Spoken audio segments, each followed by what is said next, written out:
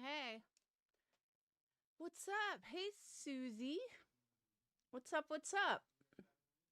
Now you should have sound. Now there's sound, right? There wasn't before. Because YouTube has been dinging me left and right. So I decided I'm not going to give them a reason to ding me. Last year, I don't know if you guys remember. I know some of you do. I was live for 13 hours or 14 hours, no monetization. I was so fucking mad. I literally was on for, like, we were going to do like this all day event. And yeah, I didn't get monetized. I was so fucking mad. So mad. So, Susie, I saw Lynn today. In 4 days is my birthday. We all got to go out.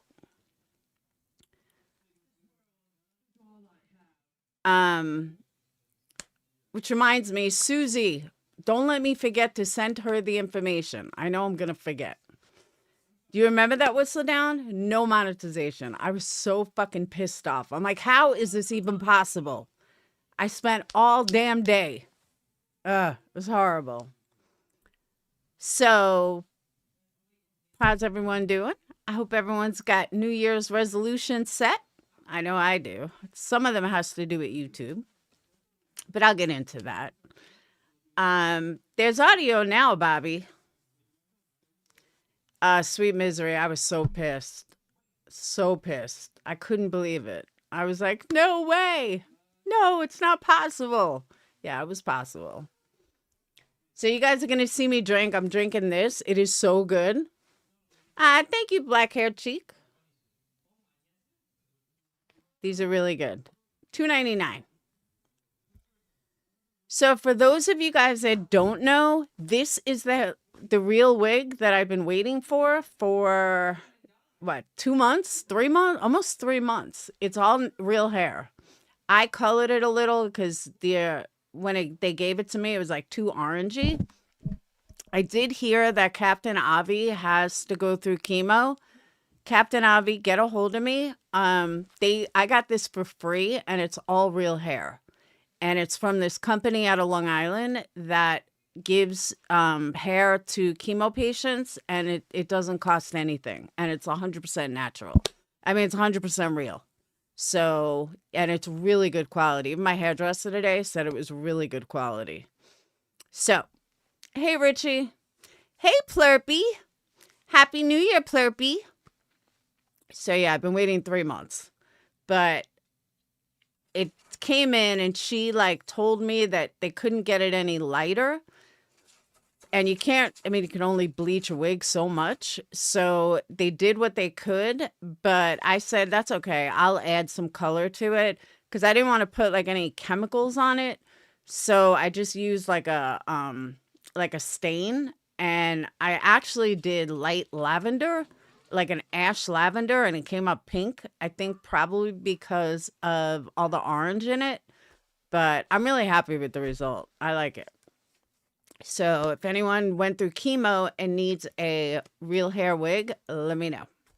And I will give you all the information. I have to do it for Lynn's daughter, Sue.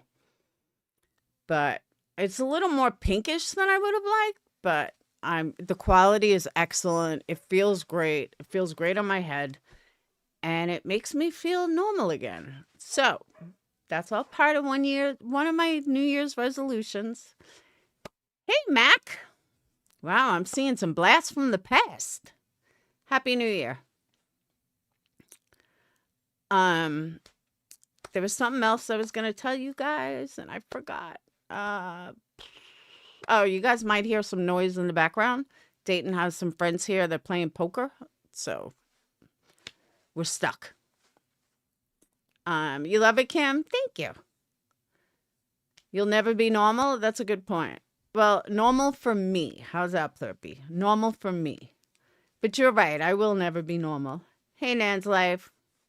Yes, my birthday is in 4 days. 4 days. I cannot believe it. Another year has passed. Thank you, Melissa. You love my last live? Thank you, black-haired cheek. I keep calling black-haired chick. I keep saying black-haired cheek. Hey, Hey, Barbara. Thank you. So one of my New Year's resolutions is I am going to go on camera a lot more. Okay? It's one of my bucket list things that I have listed, and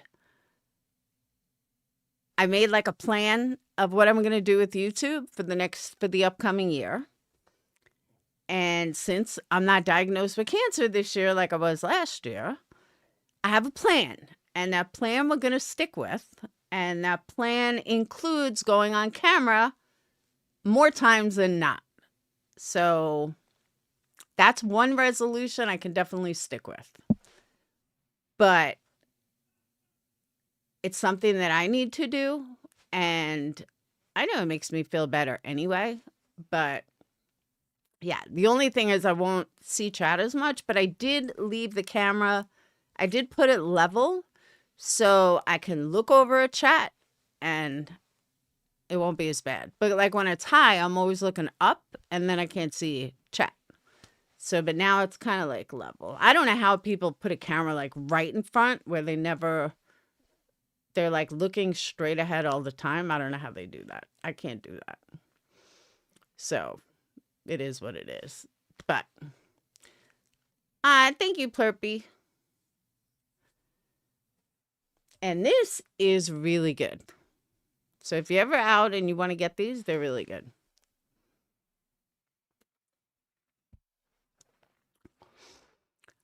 This might be my last year of doing New Year's Eve. This is like the 6th annual one I've done.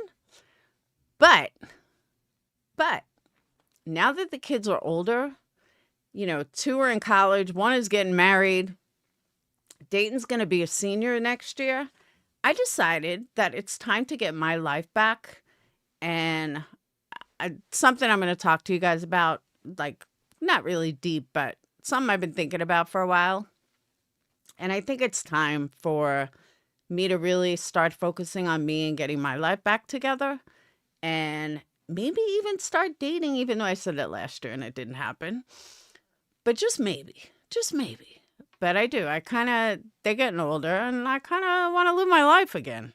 So if all goes well, I'm not leaving YouTube, but if all goes well, this will be my last year not having a date on New Year's and doing something special. So there's that. But yeah, it's kind of like it's that time. I was like thinking about it. I'm like, I don't want to be single the rest of my life. And this is definitely not where I thought I was going to be at 54 years old. And I'm about to be 54.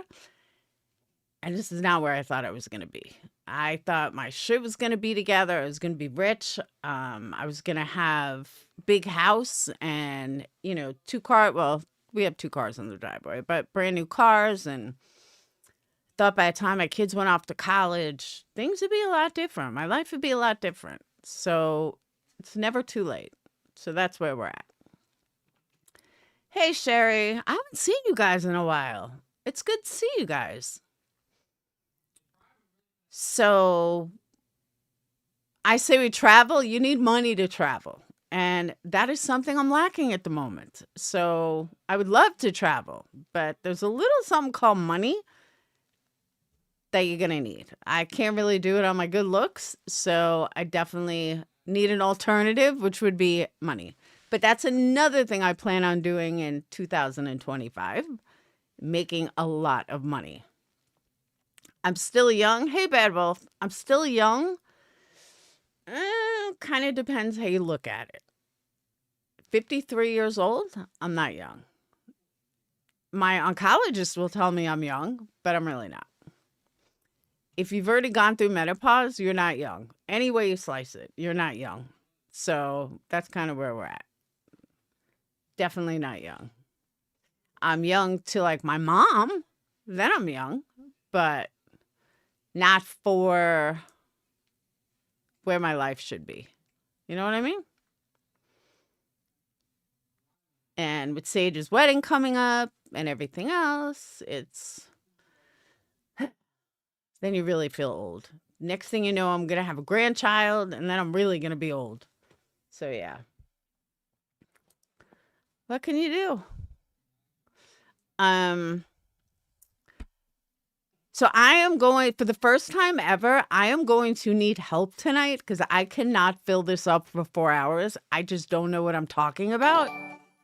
Hey Kim, 53 months. Damn. That's a long time. 53 months. You're younger than X. What, your ex? You be 61? Woohoo! I don't know. I don't feel young. I feel old. Old. Nah, actually, I don't feel old. I do have a question, though. This is one of the things I've been thinking about. And I really want to know your opinion on this. So, thank you, Kim. So, everybody talks about, like, for those of you that are religious, that believe in religion, so everyone talks about God has a plan or God this or God that or whatever. So then why ever take medicine if you think God's plan is already out there? And that's a serious question. It's Sue, you should answer this. What is the point of taking medicine if God's already got this plan for you? Think about it. Because it's $5 or more. That's why.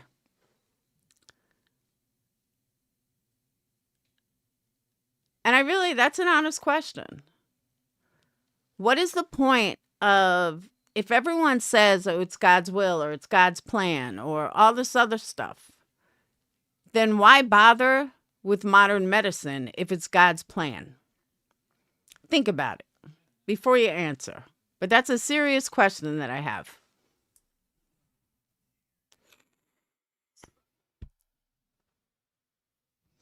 So anyone that's religious, I know Susie is, because we all fall in the trap of thinking we're going to live forever. Okay. My mom does. She thinks she's going to live forever. His plan was for you to take the medicine. Okay. I could see that. But God doesn't have medicine. When God was around, modern medicine didn't exist.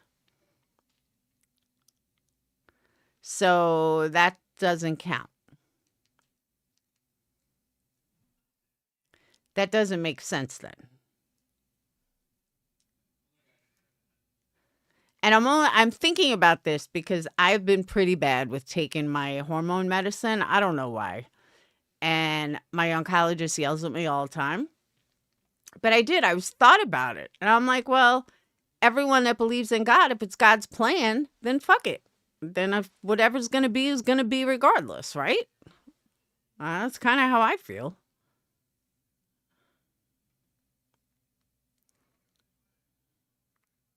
So I'm just curious what religious people think. If religious people think the same way. Oh, that's an excuse. Because God gave the wisdom for modern medicine to exist. I don't know if I buy that one. That's a good thought, though. But I'm not buying that one. But it is a good thought. He has the same job? Who?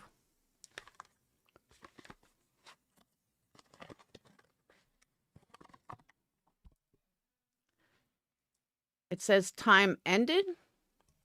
I know Bad Wolf. But it has all these, like, after effects.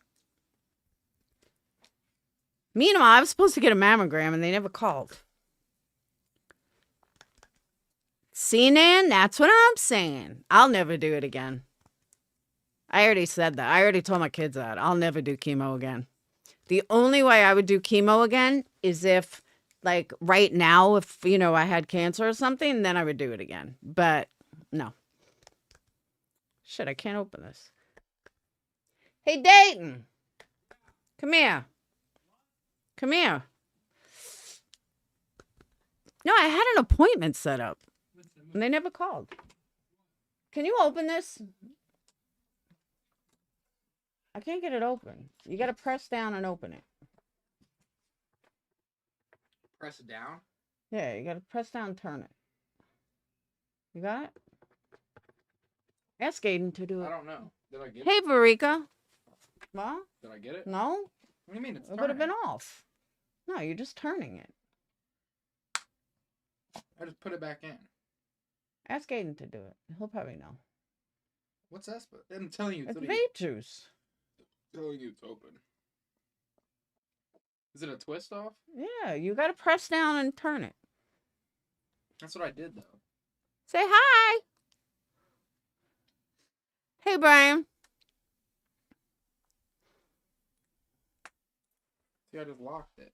It's not. Go ask Aiden. No, look at, see it? Right, but it's not working. Bro. Aiden's not going to do this? He would. Why would he? Then give me a knife. Okay. Or forget it. Come here. I'll use a scissor. Korbuka, no. Alright. Hand me that scissor. Thank you. No Come on, Buka. Buka's alright. Okay.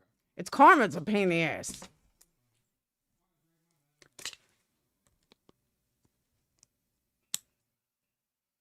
You guys haven't met Karma yet. We have 10 minutes. Oh, you're in the other part of Tennessee. I can't get this fucking cap off.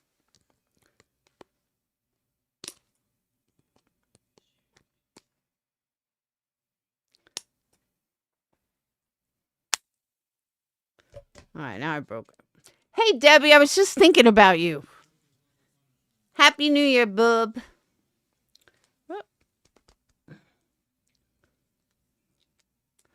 You're letting a kid. I'm not drinking beer. I'm drinking this thing. It's really good. Whoop. It's like a Jose Cuervo pink lemonade.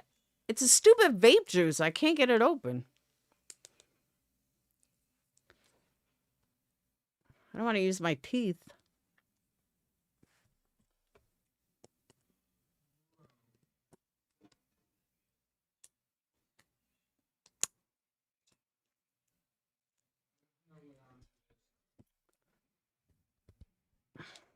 Fuck, I still can't get this thing open.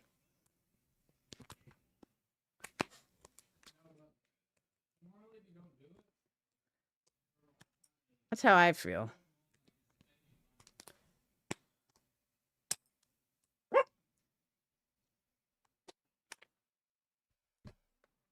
All right, we finally got it.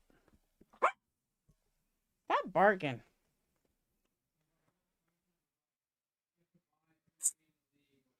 By the way, I do have pajama pants on. Because I know I said pajama party. I do have pajama pants on. All right. This flavor, I don't know. I got it on Black Friday. It's XXX. Whoop. XXX. I don't know. It's not bad.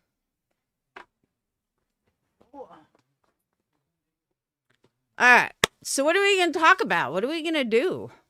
I have no idea how I'm entertaining you guys for like 3 hours. I have no idea. I don't know why this year, like, I don't know what I'm talking about. If anyone wants a link, let me know.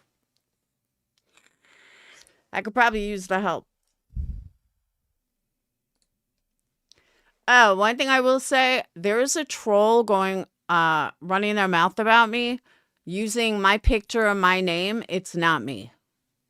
I am like barely even on YouTube anymore. I do my show, a couple of others, and I'm out. I'm not leaving comments anywhere. So if you see me, it's a troll. And I'm pretty sure I know who it is. Kind of obvious.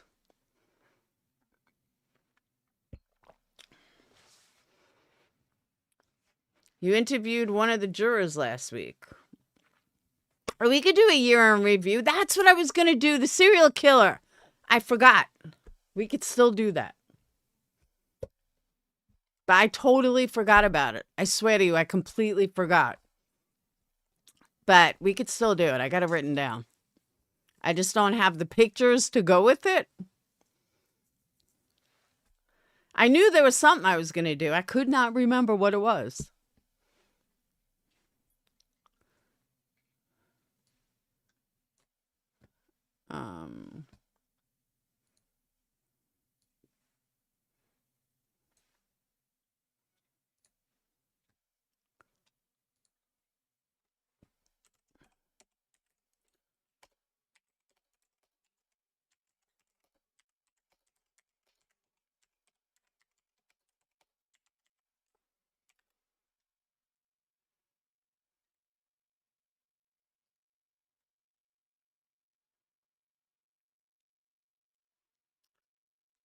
Ah.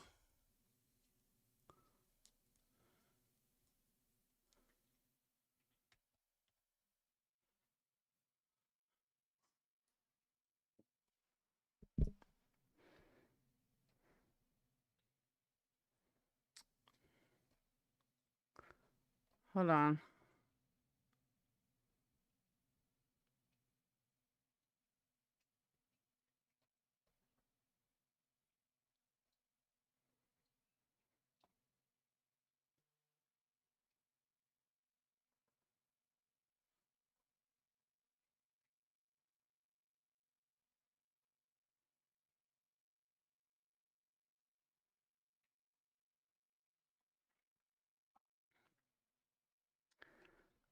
Brian, here's one for you.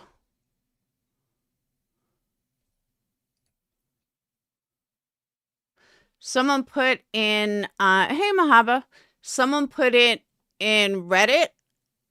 People who believe Darlie Routier is innocent. Why? 287 responses.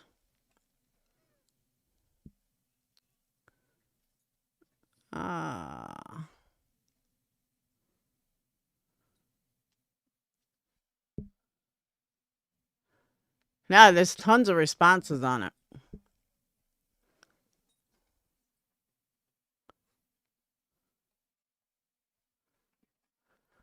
It's not what I was looking for, though. Hold on.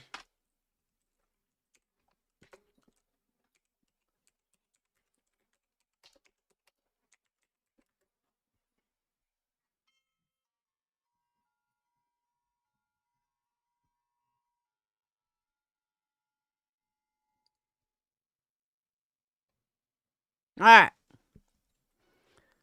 So I do. Hey, Sergeant Blackrock. Happy New Year.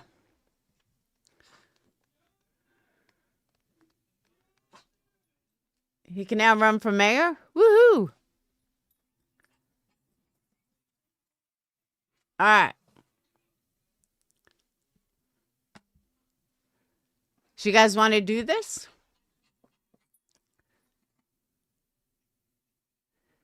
Here's a list. There were 25 offenders executed in 2024.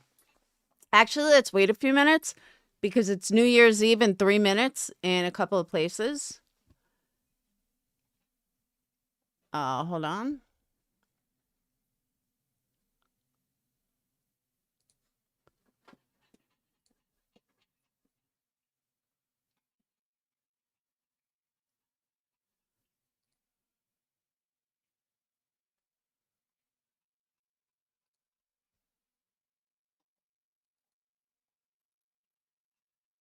Oh, come on.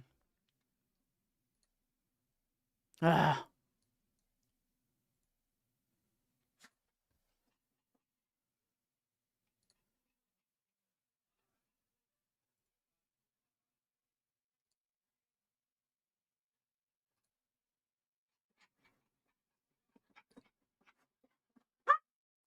Fuck me.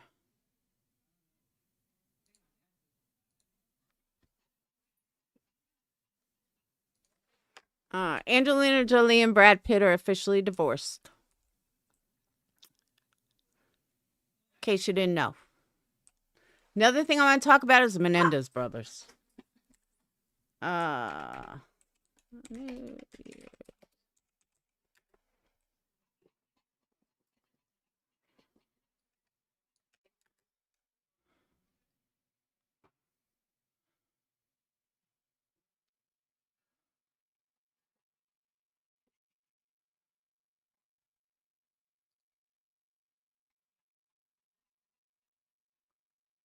Come on, seriously?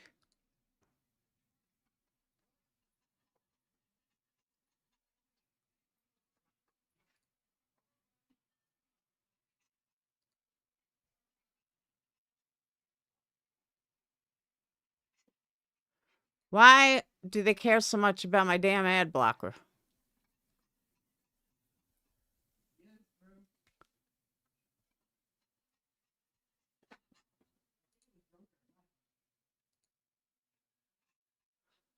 All right, this is too complicated.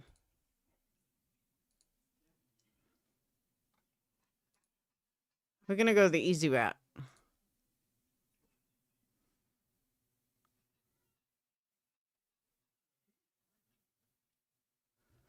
Come on, internet.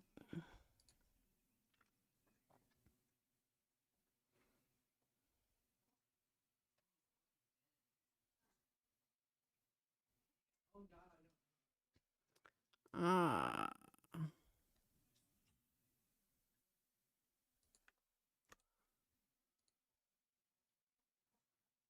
all right. I cannot play the music because I get screwed every year with it.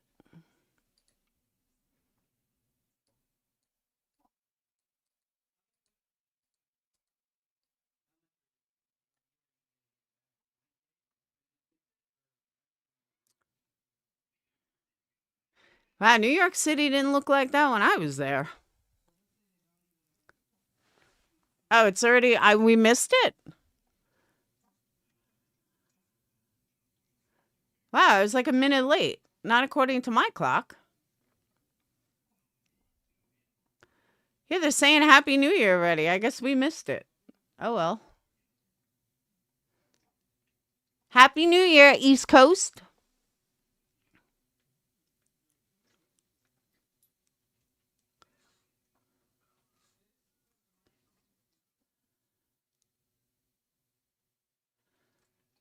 We missed the ball drop. That's the first time I've ever missed the ball drop. Like, ever.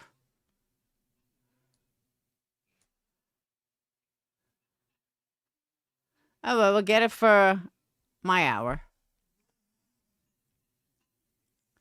I spent too much time looking for it.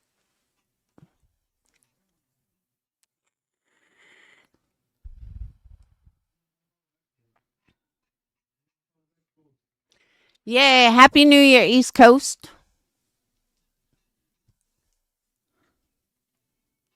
All right. That's it. Yeah, we still have an hour here, too.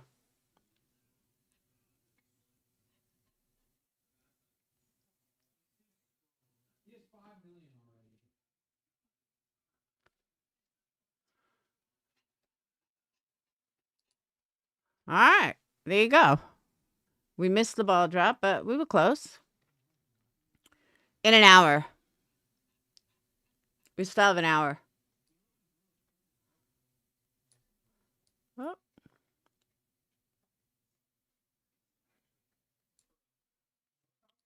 right. Oh. Another thing, since a lot of you guys are older, here's my question.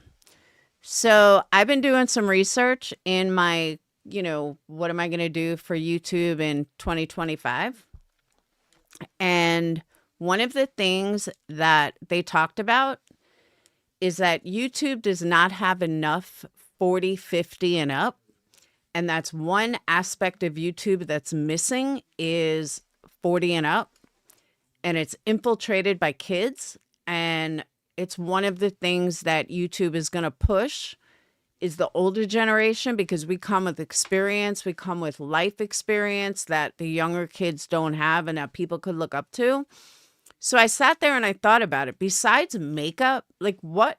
And, if you're like super rich, what does a 50-year-old offer as far as experience? Like what can above 50 offer? The only above 50 I've ever seen are these super rich people that do their clothes and stuff, show off clothes in these massive fucking closets and these top of the line clothes. But other than that, I can't think of what a 50-year-old can offer YouTube that would be a good thing. So just something to think about. But that's one of the directions that YouTube is heading, that they're looking for more older. I know I'm 35 and holding. I'll be 35 forever. That's not changing. Except dating. I don't want to date a 35-year-old. No. I want to date older. I want rich, maybe dying. I can handle a guy on his deathbed as long as he's rich enough and signs everything over to me. Done. Perfect. So, do you guys want to hear about the executions of 2024? I don't know. You guys tell me what you want to talk about.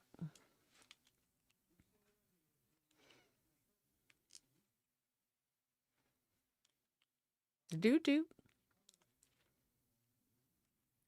anyone want a link? Get some excitement. Hey, East Coast. Happy New Year. You're on the East Coast. Happy New Year. So before we get into serial killers, let me just discuss something that I wanted to discuss, that I kept saying I wanted to discuss. 2024 was fucking hell for me. I was diagnosed with cancer at the end of 23. I went through chemo. I went through radiation. I went through emotions like nobody understands unless you've gone through it. I had to make major life decisions. My YouTube channel lost 600 subscribers. Woo woo. I lost some friends. I lost people that I loved and really cared about. So 2024 was not a good year at all. And what I don't want to do is bring it over into 2025. And how I'm going not to do that, I'm not 100% sure. But it's one of the things that one of my New Year's resolutions is that I'm not bringing over baggage from 2024 into 2025. And it's something that I'm really like, and that goes like the reason why I'm telling you guys that too, because that goes for trolls that I don't even want to know. I don't want to hear it. These people are fucking negative. All they do is run their mouth, and I just don't give a fuck.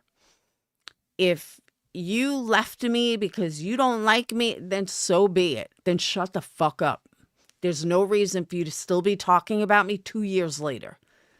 There's no reason for people to be coming to me and be like, why does she have such a hard on for you? But I don't know. It's been fucking 2 years. Get over it.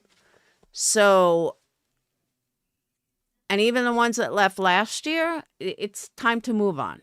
Don't worry about what I do, how I do it. Just move the fuck on. If you don't want to be my friend, then move on. And I'm kind of over all the bullshit. And I swore that going into 2025, I'm not bringing any of the baggage with me. I'm just not. So if you had an issue with me in 2024, you're probably going to have an even bigger issue with me in 2025. And it is what it is. But what I suggest is don't watch and just move the fuck on. There's no reason for you to be talking about me still. There's no reason for you to have this hatred and animosity towards me. Just move the fuck on. It's like some of these people are like ex-boyfriends that you just can't fucking get rid of. And there's no reason for them to even still be thinking of me or talking about me when they've been gone that long, like over 2 years. It's time to move on. Like, bye-bye. I've been through enough in 2024 that I'm moving on. Like, if you don't want to be by my side, you don't want to be my friend, that's great. I'm moving on. So now you guys need to move on too.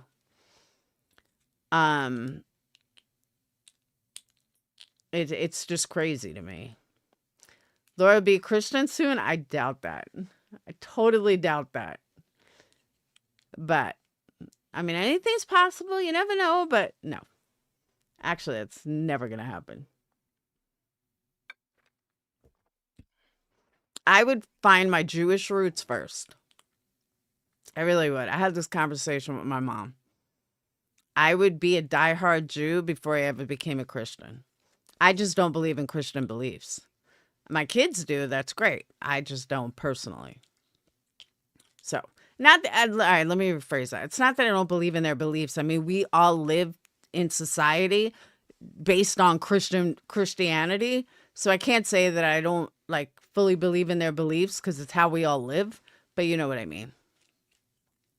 So, it's not just the trolls bad. Well, we're talking ex-Patreons, not a lot of them, just some of them. And it's just time to move on. I hope that MM finds peace in her life and moves the fuck on. You know, that's how I feel about all of them. I really hope that they find peace in their life and they can do it without worrying about me or talking about me. Is that would be nice. Yeah, but you want to know something, Sly? A lot of Jewish guys are fucking weird. Like, literally, they're weird. And I've just never really been attracted to a Jewish guy. I'm not saying I wouldn't. I just really never have. I think I dated one Jewish guy in two Jewish guys in my entire life. One of them was my first boyfriend. So, I'm mostly gaming on X. See, everyone goes to Twitter. I don't know. I'm also thinking about Rumble. Everyone's telling me Rumble, although I like Kick a lot better. But everyone's saying, no, go to Rumble. So, I don't know. I'm actually waiting to see what happens with TikTok on January 19th. Because then that'll kind of decide if I'm going to do TikTok or not. Because I don't want to get started on TikTok and then boom, it's gone. Oh, another thing YouTube is pushing is businesses. So I am going to get my candle channel up and running and really start doing it. The only downside that YouTube is pushing is ads. Everything wants you to pay for ads. No. How about generic growth? But yeah, everything is, oh, pay for ads. Pay for Google ads. You'll do so much better. So yeah. That's not going to happen.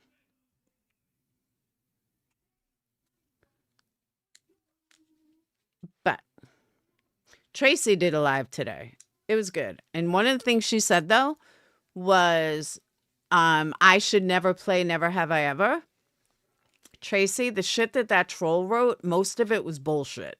So, yeah. Bringing up me calling the cops on someone that fucking threatened my life, that's a little different than calling the cops to get a FOIA request. Like, way different. Nobody's giving us good live streams these days. Used to be some craziness on here. Well, it depends what you mean by good live streams. Why is my malware rights keep going off? Depends what you mean by good live streams. Like Tracy said something today, and she's right, that, you know, the old school fighting used to be funny. It's not fun anymore because the new crew has taken it to a whole nother level that none of us have ever gone to. We used to just, you know, bitch at each other, fight. I'm not saying I didn't make a mistake, but all the shit, and my whole point of doing the Never Have I Ever was people pointing fingers at, look what I did 3 years ago. But if you really look at everything that's gone on recently, it's a hell of a lot worse. Thank you, E-Curb. It's a hell of a lot worse than anything that we did. And it's comparable to CPS, but nobody seems to have an issue with it because they frame it in a different way. But Savage Proof, just lie. And you don't have to worry about it. Just fucking lie about it. When I was listening to Tracy, Tracy was saying that Savage was on, I guess, Tina D, denying that she went to Bombshell's house with a microphone. I mean, with a bullhorn. Yeah, she did. We all saw it. There's videos of it. And she blatantly lied to Keemstar about it. I never did that. That's the new thing. Just fucking lie about it. That's what everyone does. Just lie. Well, I didn't do that. I chose to tell the truth. And I own my shit regardless. And people didn't like that. So next time, what does it tell you? Just fucking lie about it. That's the message around here. Deny, deny, deny. Old school fighting it was good for us too. But the new crew has taken it to a whole new level. Whole new level. That I don't want to be a part of it. Like the drama these days, it's just not fun. Oh my God, FSC Moosecock. I remember that. But that's what I'm saying. Like we had fun, you know. Yeah, People cross the line once in a blue moon. But to still hold it against me? No. Fuck that.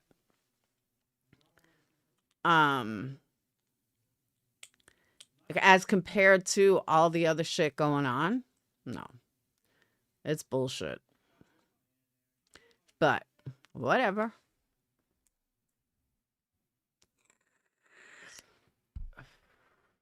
Me too, E-Curb. That's what I'm saying. I told the truth. Soon as I was called out, I fucking openly admitted it. And now, see, East Coast, now you get it. I don't even watch her anymore, though. I don't want to watch her. I don't want to know what she talks about. I get most of it from, the fuck's his name? Burgundy Blue. That's where I only know she's even talking about me, and I just don't give a shit.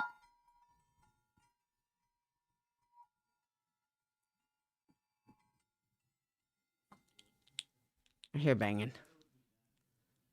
This is what, and the thing is, though, East Coast, this is what got it done in the first place, is every single day, constant attacks on my business, attacks on me personally, every fucking day. And I just wanted her to shut up. So, I hate to say that, I hate to put it like that, but it's true. That's what caused it in the first place. And one would think that if I'm so horrible and I'm so bad for doing it, why is she still doing it? Why can't she shut the fuck up? Why is she still coming after me every fucking day? Because I've said it before. The people that I believe called CPS on me, I don't fuck with. I don't talk about them. I never talk about them. I don't choose to be where they are, and I ignore them because I don't want CPS called. You know what I mean? And so if she's still doing it now, that's enough is enough. Like, I hope she finds peace in her life. Hang on.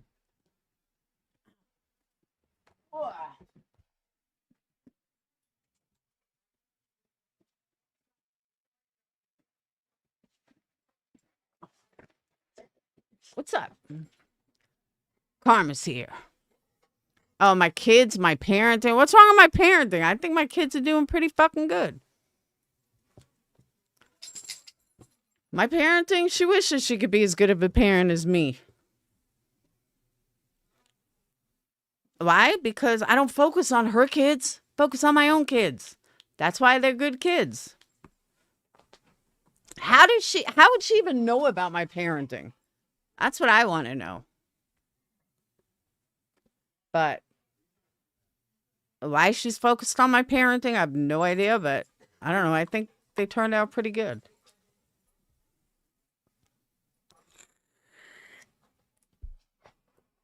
Why are you so out of breath?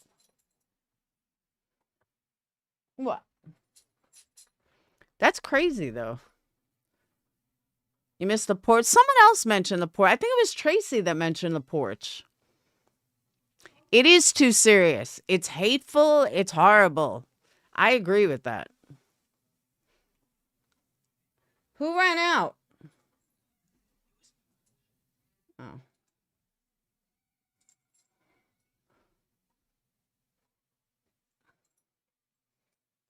Dayton. Pain in the ass. Yeah, you can't, but you can't leave the door closed with the dogs in here.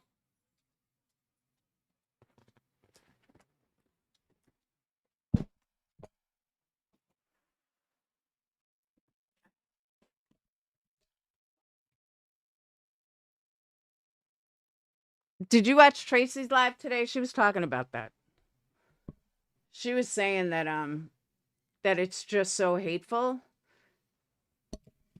I don't know if hateful's the right word, but it's phony. It's totally phony. My God, these dogs are gonna drive me nuts. In or out?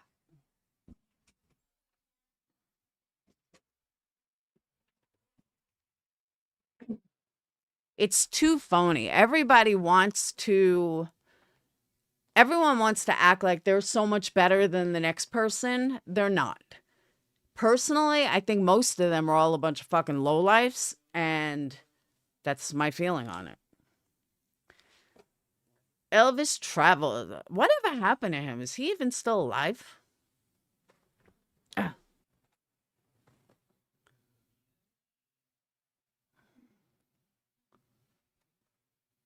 Ah. But it does. Like, none of them were even around back then. And they want to throw their 2 cents in, like, oh my God, I would never do that. I'm so much better. Blah, blah, blah. I can't stand that. Exactly. People just being real. You don't find it. This whole new crew, all of them, straight across the board, not one of them is fucking real. They're all just cookie cutters of each other. I have no idea, BlackRock. But they are. They're just cookie cutters of each other. Oh, well, you can't go there, so we can't go there. You don't want, let's shun her, so let's make sure the whole chat shuns her. Hey, Coffee. Don't I always? Are you going to stay in here until New Year's in Vegas? But yeah, that's why I said I'd be on till 2. But I'm going to need help. I'm going to need someone else up here. I don't know how much I can entertain for the next 3 hours. Only people born and raised in New York are real. I've learned no one is real in Vegas. Well, Vegas, they're not real. I'll agree with that. But seriously, it's weird. I have been live every New Year's for 6 years. 6 years. Until the end. Until LA and Vegas get celebrate New Year's every year. Yeah, even the trolling now. That's where I know who the trolls are, who my trolls are, because all of the new crew, they don't troll. Every single troll comes from the old drama community. There's not even that many people left. It is a different place now. And in my opinion, like, this is one of the things that I am setting a goal for 2025. And I even felt it more when I was listening to Tracy today. Granted, the place sucks. All these people are fucking lowlifes who some of us will never understand. They're literally trash. A lot of them. And I don't mean subs, I mean creators. And people are bowing down to them. And I don't just mean Queen Bee. There's a lot of them. Or, we all made a pact, I guess, after Diane, that nobody is, and subs were with us on this, that if you were never going to show your face, well, you should not be trusted. And somehow Queen Bee got around that. I don't know how, but she did. Somehow she got around that. And is only seen in pictures. But I don't know why people stopped. I don't know why that attitude changed all of a sudden. And that it's acceptable now to never be on camera. So when I was listening to Tracy today, I started thinking, okay, I can sit here like Tracy and bitch about it because I have tons of times. But what can I do to change it? I know that my subs are sick and fucking tired of hearing about Queen Bee. They're sick and tired of hearing about Savage vs. Queen Bee. They're sick and tired of hearing about Sinner and QB. Everything seems to be centered around QB, and nobody wants to fucking hear it. So I can sit there and bitch about it, or we can figure out in 2025 how to change it. So that's kind of what I was looking for, is inspiration. Like, I have my own set plan of how I'm going to do it, but I don't know what I'm going to do, if that makes sense. But makes fun of others' looks. Oh, absolutely. She is trash. I mean, honestly, she's fucking trash. Any way you look at it, she's trash. And she admits she's trash. It's not even like it's a secret. Like, she admits it. So, last she said she had facial tattoos, and that's why she doesn't go on camera. Okay. Okay, Wade Wilson Jr. But Betty, nobody wants to hear about fucking Betty anymore, except Molly's people and QB's people. But as far as me with content, I don't know. What do you guys want? I know what you guys don't want, but I don't know what you guys want. And that's kind of one of my standstills of, okay, I can do this, this, and this, but what am I doing? So that's where I'm at. But I know what everyone doesn't want, because I don't want to hear anymore. I don't want to hear about fucking Betty, QB. What a bitch this one is. What a horrible person this one is. We already know QB's a liar. We already know a lot of things. I don't need to get into the whole list, but a lot of things. But that's not going to stop QB's people from liking her. And they shouldn't. If that's what they want to look up to, so be it. Exactly. East Coast, thank you. Thank you. Yeah, it's cool to be a felon. The scams are endless. The bullshit is endless. And it like I've said, no, these people do not give a fuck about Sebastian Rogers. They are making hand over fist money, much like Betty. When people were talking about Betty every day, they didn't do it because Betty's so horrible. They did it because they're making bank talking about Betty. Plain and simple. They do think scams are okay, as long as it's under the guise of a lawsuit. As long as they put it under the guise of a lawsuit, then it's okay. She's still around, BlackRock.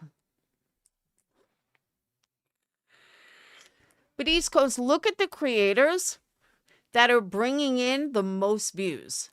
They're ex-felons, they're scammers, they're liars, and they're lowlifes. Honestly, they're lowlifes. Like, I had said that a long time ago. People can say what they want about Miss Wonderful. At least she speaks proper fucking English. Yo, don't hit subscribe. I always try to tell them. They do it every time. I tell them there's no problem, but they acting like it's fine. I'm begging them to stop, but they leave me with a like. Thank you so much, sweetie pie. Happy New Year, Laura. The grace and strength you've shown in overcoming last year's challenges are a true testament to the incredible woman you are. You're an inspiration. Wishing you an amazing 2025. You truly deserve it. Thank you so much, sweetie pie. That was so nice.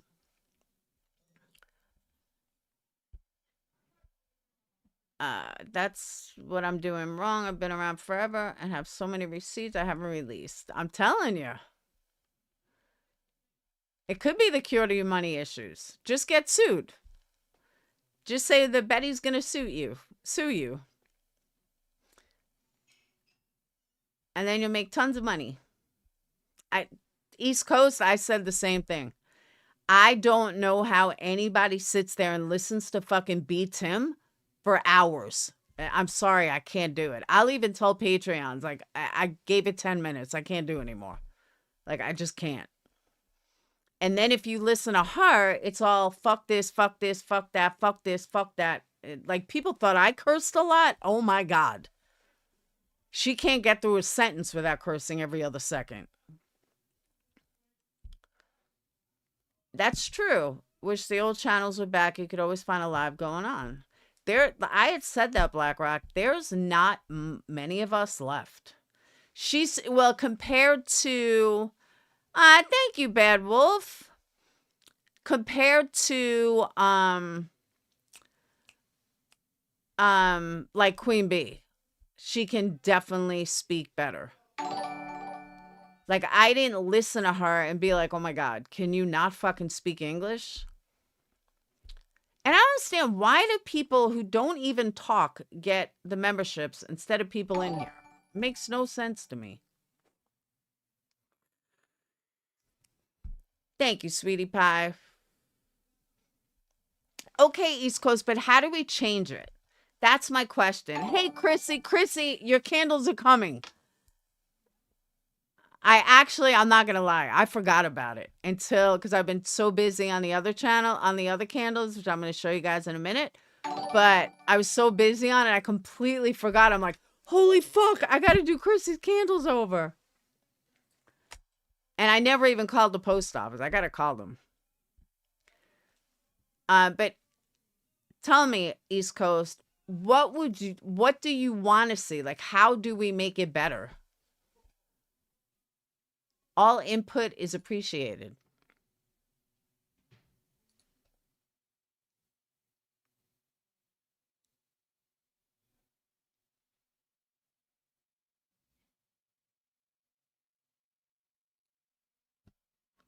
Oh. Very random that don't like each other, so I barely chat anywhere. Ah. See, but that sucks, because you should always have a home.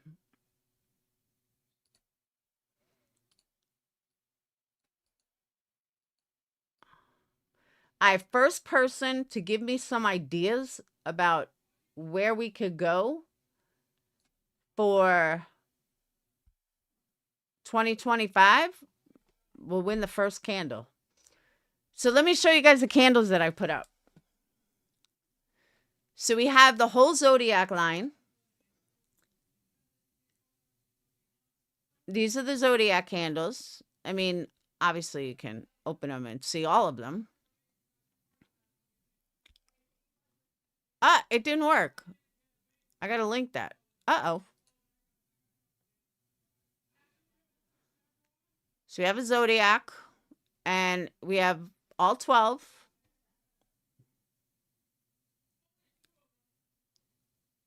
Oh.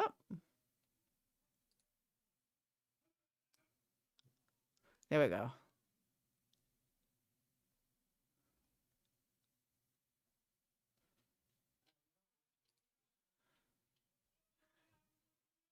And those are the Zodiac signs. And if you want a different scent, they're not made yet. I only made the initial ones. So if you want a different scent, just let me know in the comments. But yeah, those are the Zodiac candles. And my favorite, hold on. I made a Wicked line.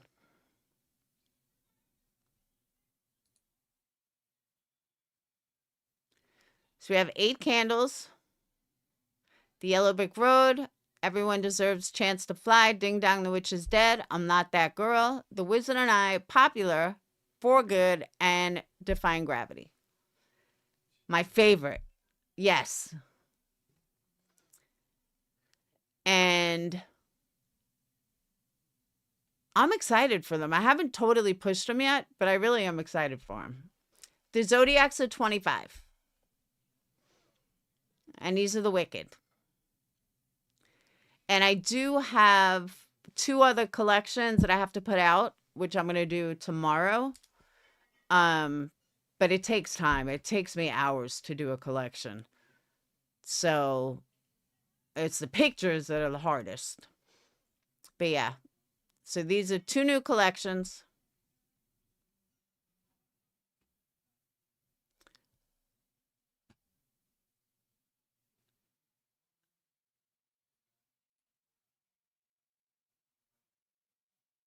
And then the other collections that I have coming is an earth collection, which is all earth and woodsy scents. And these are all engraved, by the way. That's another thing that I added on the regular glass.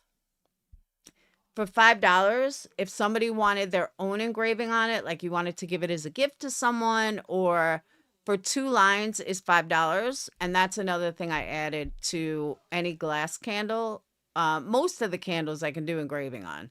The ones that have a label, I can only do a label on. So, but yeah, these are all engraved. That's not like, Cricut or anything. That's fully engraved. All of these are engraved. So, that's the other thing I added. I changed all this around. I'm still gonna have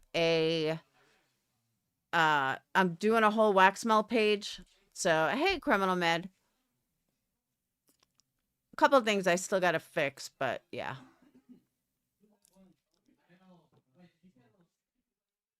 And that's because they're engraved, though. That's why some of them are lighter than others.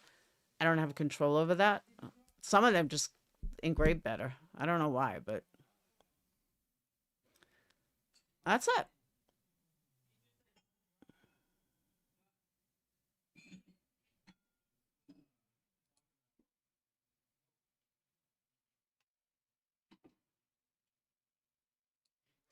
And those are the new 4 collections. But I love the way the Zodiacs came out. I really do.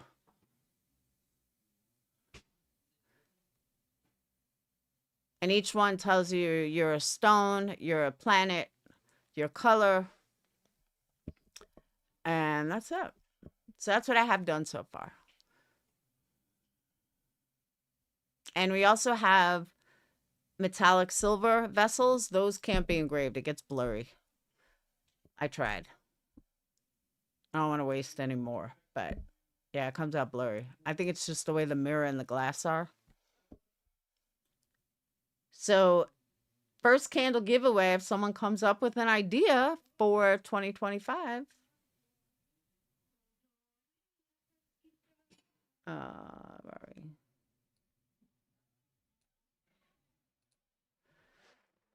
Thank you, East Coast. When you gonna order some? Happy New Year, Sufficient MB. But yeah, I'm gonna give away a candle.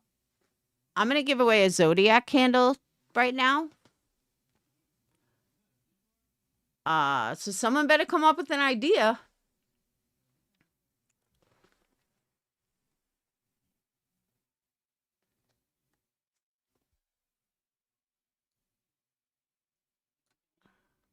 We need an idea.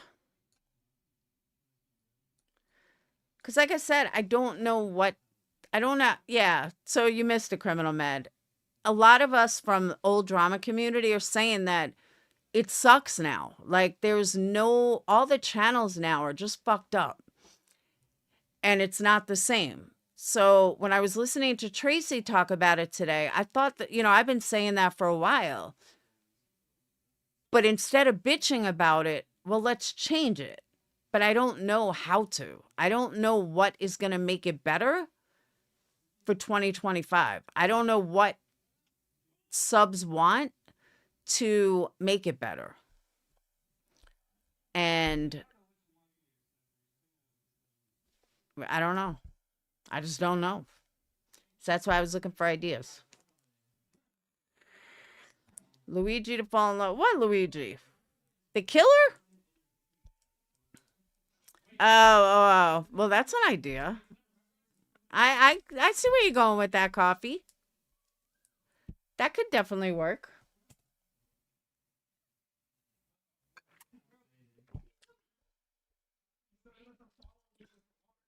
$20 till New Year's.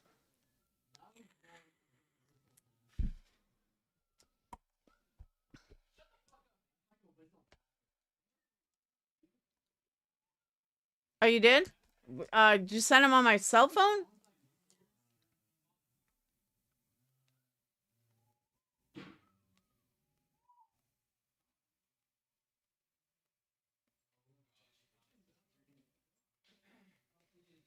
What is it?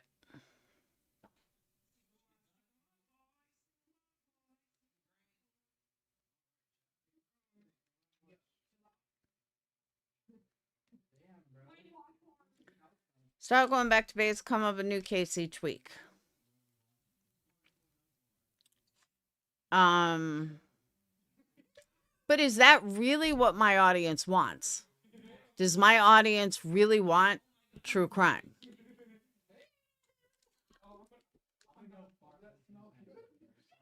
That's the question.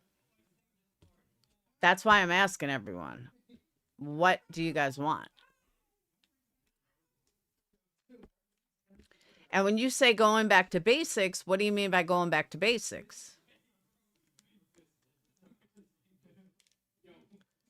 And these are all things that people have told me to ask your audience. If you have an established audience, ask your audience what they want. Don't try to guess. Don't try to say, thank you, Pine.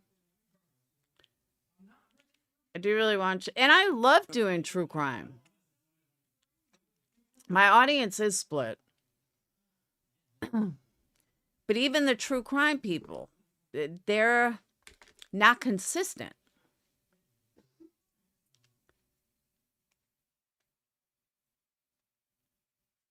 And I've even been watching like a lot of big true crimers just to see what they're doing different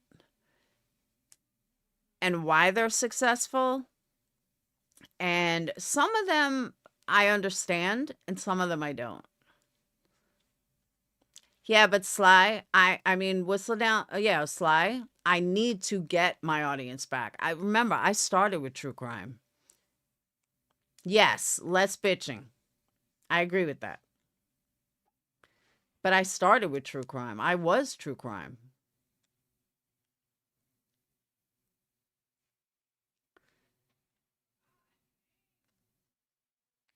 And I'm also going to set aside a certain amount of time each week for YouTube, which is something that I stopped doing. That's one of the things about going back to basics is I literally stopped putting in the effort and because I just got overwhelmed, and it's one thing I have to do. I'm not consistent. I used to be, and it wasn't working, so I switched it up.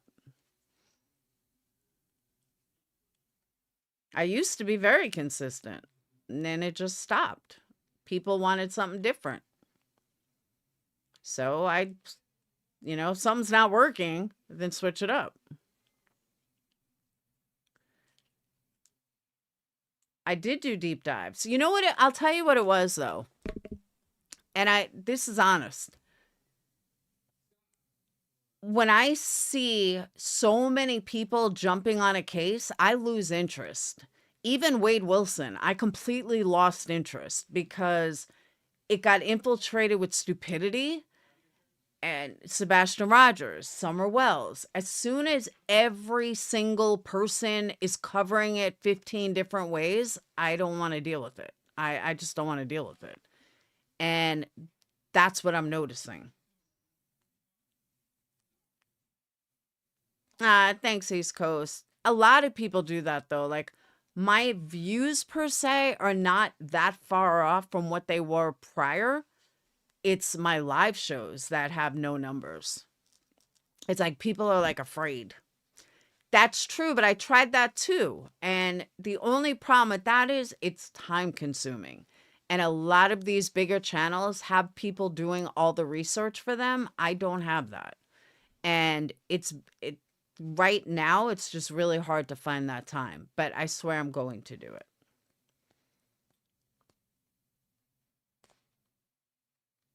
Did anybody see the movie Night Bitch?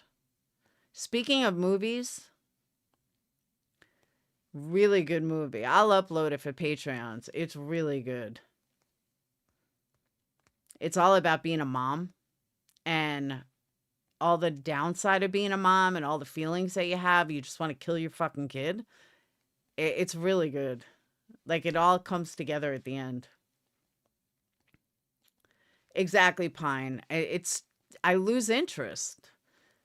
And all the conspiracy theories, I have no interest in cases anymore. Like certain cases.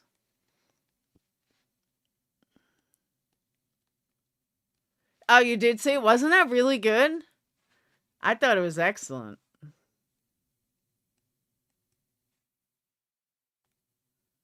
Put us on your shoulder and film while you make candles. See, that's what everybody says. I'm going to do that for my other channel, though.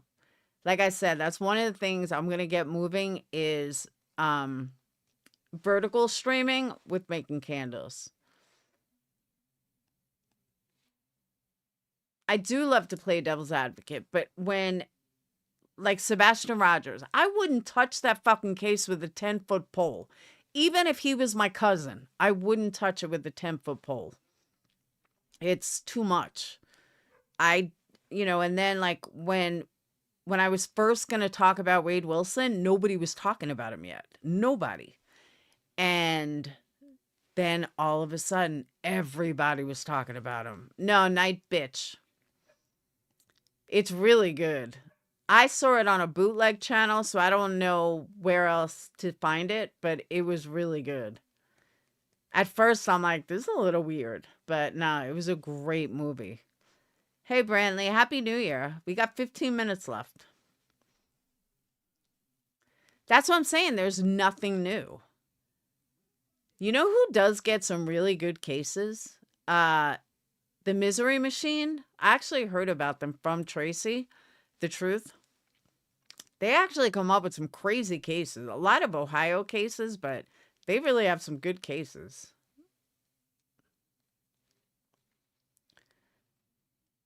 I have no desire in talking about Diddy. I really don't.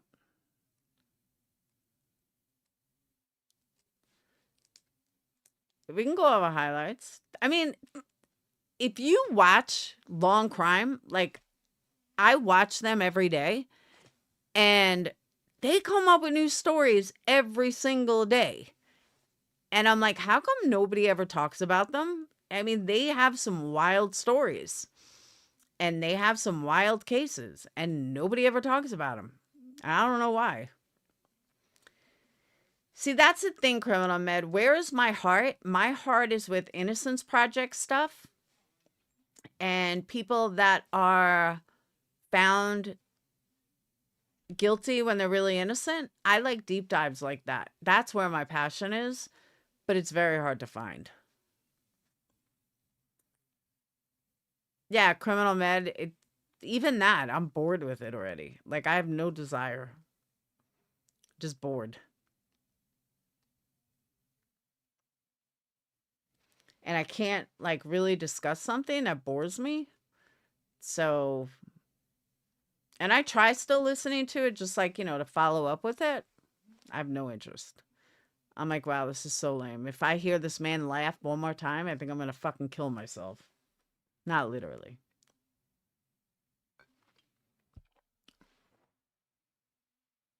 But I don't know. I mean, I'll tell you one thing, though, that I've been saying for a long time. You guys know I've said this for a long time. The fact that kid killers, people can murder their own kids and not get half as in trouble as murdering an adult. Like, why do kids not matter? And all these stories that I listen to about CPS and all these different things, it's the same thing. Kids just don't matter. It's horrible. That's a different channel. I am going to do the candle making videos on another channel and business and all that. But that's like easy because that's something I do every day. I don't know. I mean, you want to know what interests me lately? Because I'm dumbfounded by it. Is all these females that are raping kids. There's this one I found yesterday where she got sentenced 20 years. She was having sex with a 12-year-old and she told him that she was pregnant. She got sentenced 20 years and his parents are actually raising the child. Like, why would a grown woman want to have sex with a fucking 12-year-old? Like, gross.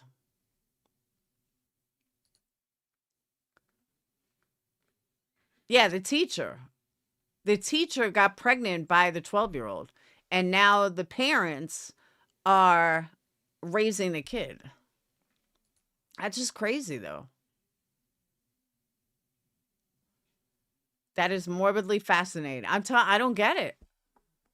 Like, what would possess a grown woman to want to have sex with a child? Ew. That's what I'm saying.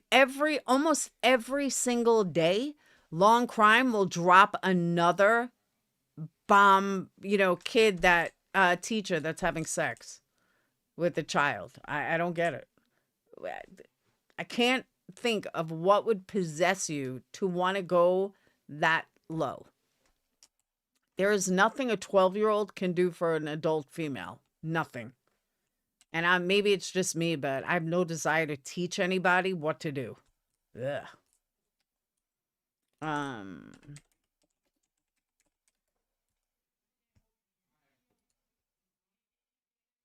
Yeah, it's every day.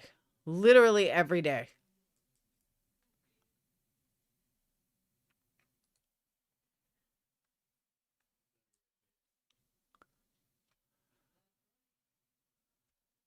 All right.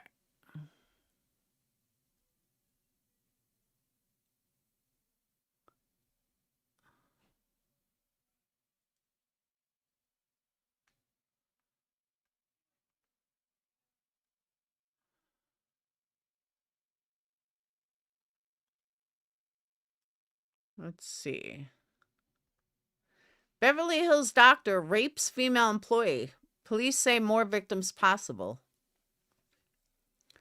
The fuck?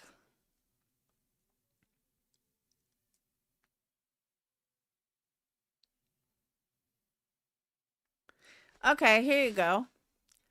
New York police have arrested a mother who abandoned her newborn baby girl outside a Bronx home Sunday morning. Delfina Galvez has been charged with reckless endangerment and abandonment of a child. She's expected to be arraigned. How about attempted murder or murder?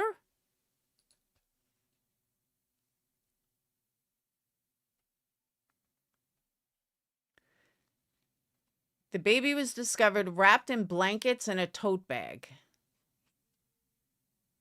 It doesn't say if. Oh, the little girl will be fine. I don't know. To me, that's attempted murder.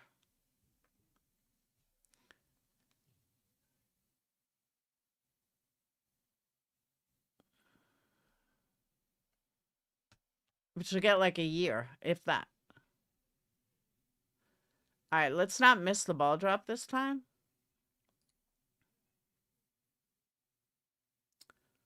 Uh,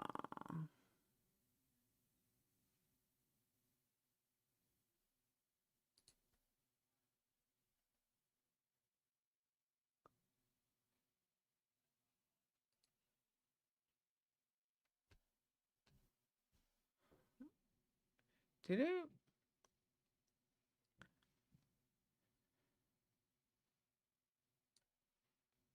All right, they're showing New York, but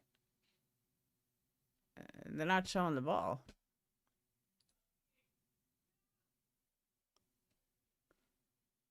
Hold on. What's Aguilera doing a fundraiser for?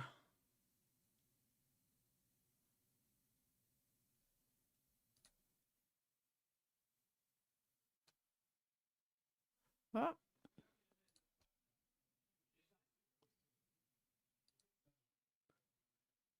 he's doing a 12-hour fundraiser, but he's not doing a fundraiser. Turtle Boy defense donation, Karen Reed defense donation.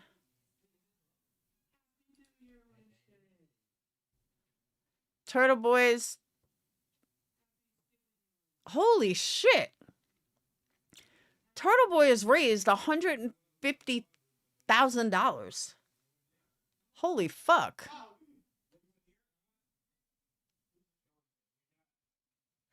That's where everyone's getting this free speech from. Right here, guys. Whoop. That's where everyone's getting all this free speech bullshit from. Because Turtle Boy said it. That makes sense. I'm like, why does everyone keep talking about free speech? Nobody's taking away speech. That's crazy, though. He's raised $150,000. Damn. Hey, Lindsay. Yep, 587 out of 2 million. 6,759 people donated.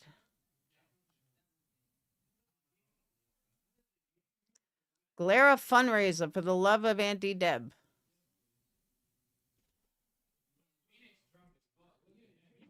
That's crazy. Never click on the Galera. Someone donated 5,000. Will it take? Ew. Did they do it?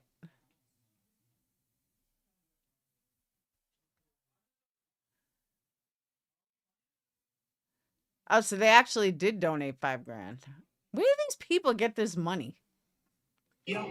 Ah, thank you, Bad Wolf.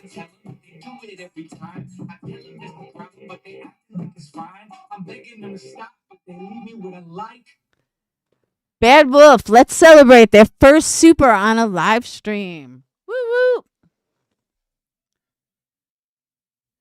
Karen's defense so far is over 1 million. Yeah, but she also paid for some of it. I would not want to see the glare without a shirt on. Sorry. Glare's a little old.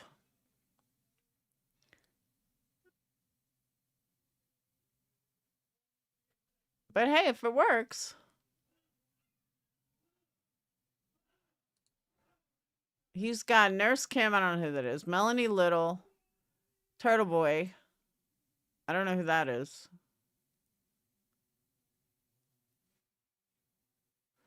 You love Auntie Deb? I don't know who that is. But I don't know why he's dressed like. Oh shit, we're gonna miss it again.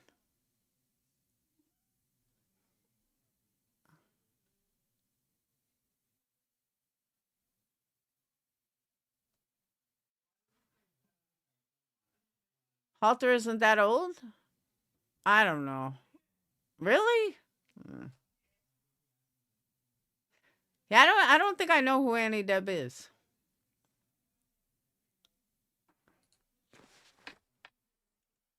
Ball drop 25.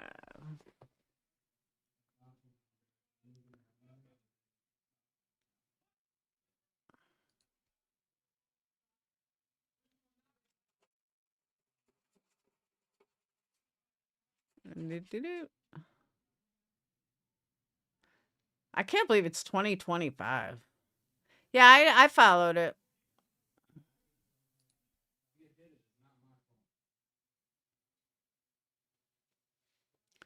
And they keep saying it's Happy New Year.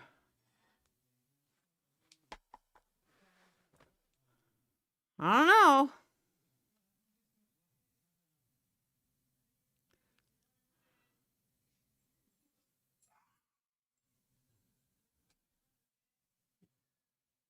$10.50. Thank you. That's why I'm like, it's not 12 o'clock yet. I'm gonna try something. Nashville ball drop.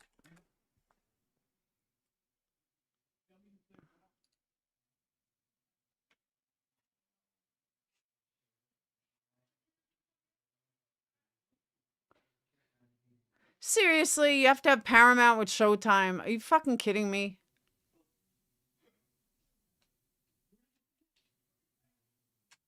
That's crazy.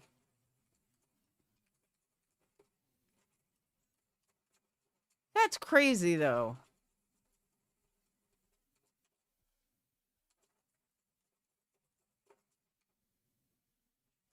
Do you have to pay for it? Get the fuck out of here.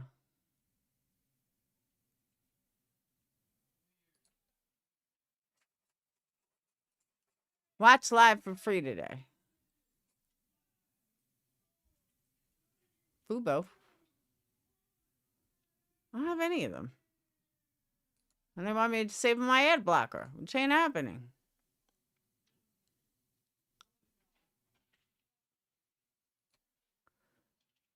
Happy New Year. Now it's New Year.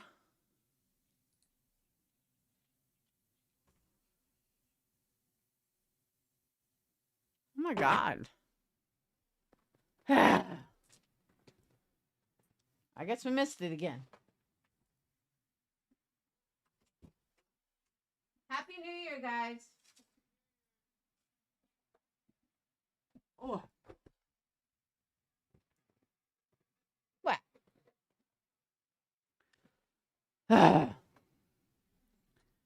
Happy New Year. Yay, it's New Year. Woohoo. Aren't you so excited? It doesn't feel like New Year's at all.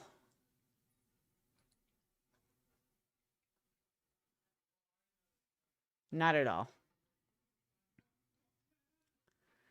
The new year is free. The whole world starts over tomorrow. Today. Here come the fireworks. Hey, Dayton.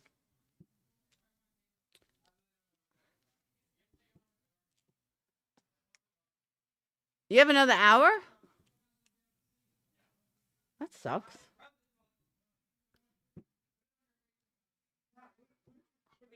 Are you scared of the fireworks? Okay, fine. No, because I want to hide in there. Happy New Year, Mama. Happy New Year. Playing hide and seek in the dark. So. What? Oh, Karma. Yeah. You still streaming? Give me a kiss. Where is Are Phoenix? you still live? Yeah, where is Phoenix? I'm not giving you a kiss. Why? It's New Year's. Mwah. There we go. Where's Phoenix? I don't know. He's not in his room? He probably is. We're playing hide and seek in the dark. I can't see. On a bed. No. Karma, move. No. Can I keep Karma in here? No? But it's gonna be. Still. You still gotta leave the door open a little. They gotta be able to get in and out. Hide and seek in the dark. That sounds like fun. It all starts over and see, that's the thing. That's why I don't want to start on TikTok yet, because I don't know if it's going away. I just heard some about Utah. Oh shit, what was it? I forgot. Totally forgot. Was it a case that I was looking at? I forgot.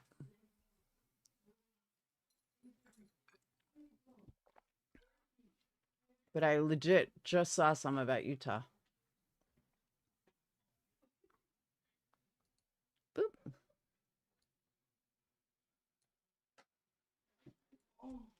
I don't know. What do you guys want to talk about? Happy New Year, Kim.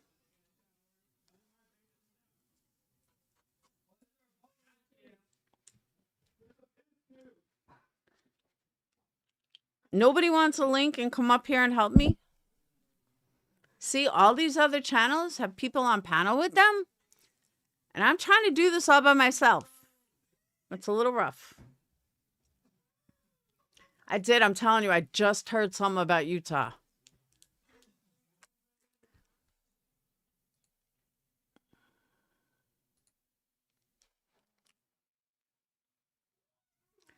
All right. So if nobody wants to come up, my true crime people, 25 executions in the U.S. in 2024. You want to hear them what they are? 24 people were executed.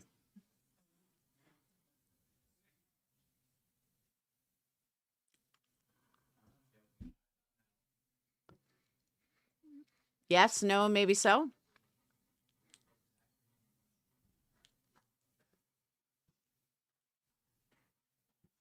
Well, if you guys are going to make me stay here by myself, then I'm going to go through it. Because that'll kill some time. Whoop. Ow.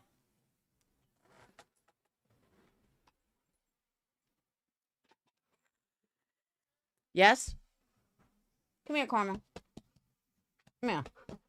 They haven't met you yet. Come on. Come here.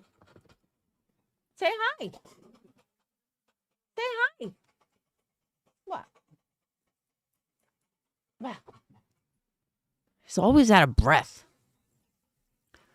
Okay. We're going to start with Alabama. Kenneth Smith died by nitrogen hypoxia. Of course, now the dog's going to bark. He was sentenced in 1988 and he died in 2024. Smith assisted the also executed John Parker in the contract killing of 42-year-old Elizabeth Sennett on behalf of her husband. They both stabbed her to death inside her home. His case attracted controversy when he survived a botched execution in 2022 and received international attention for being the first inmate in history to be executed with the experimental nitrogen hypoxia method. Number 2, also Alabama, Jamie Mills, 2001 to 2024, lethal injection. His crime, with the help of his wife, Mills broke into the home of a couple, 87-year-old Floyd and 72-year-old Vera Hill, and beat and dismembered them both with a tire iron, ballpoint hammer, and a machete. Floyd died at the scene while Vera succumbed to her injuries months later in a hospice center. Several items, including Floyd's wallet and Vera's purse with her medication, were taken from the residence. Some of the stolen medication was then sold to an acquaintance. The couple were arrested in their car, and a search found Mills' bloodied clothes, the murder weapons, and stolen several items inside the trunk. Mills' attorneys and supporters alleged that the evidence was planted in the trunk by acquaintance who supposedly had unlimited access to the car.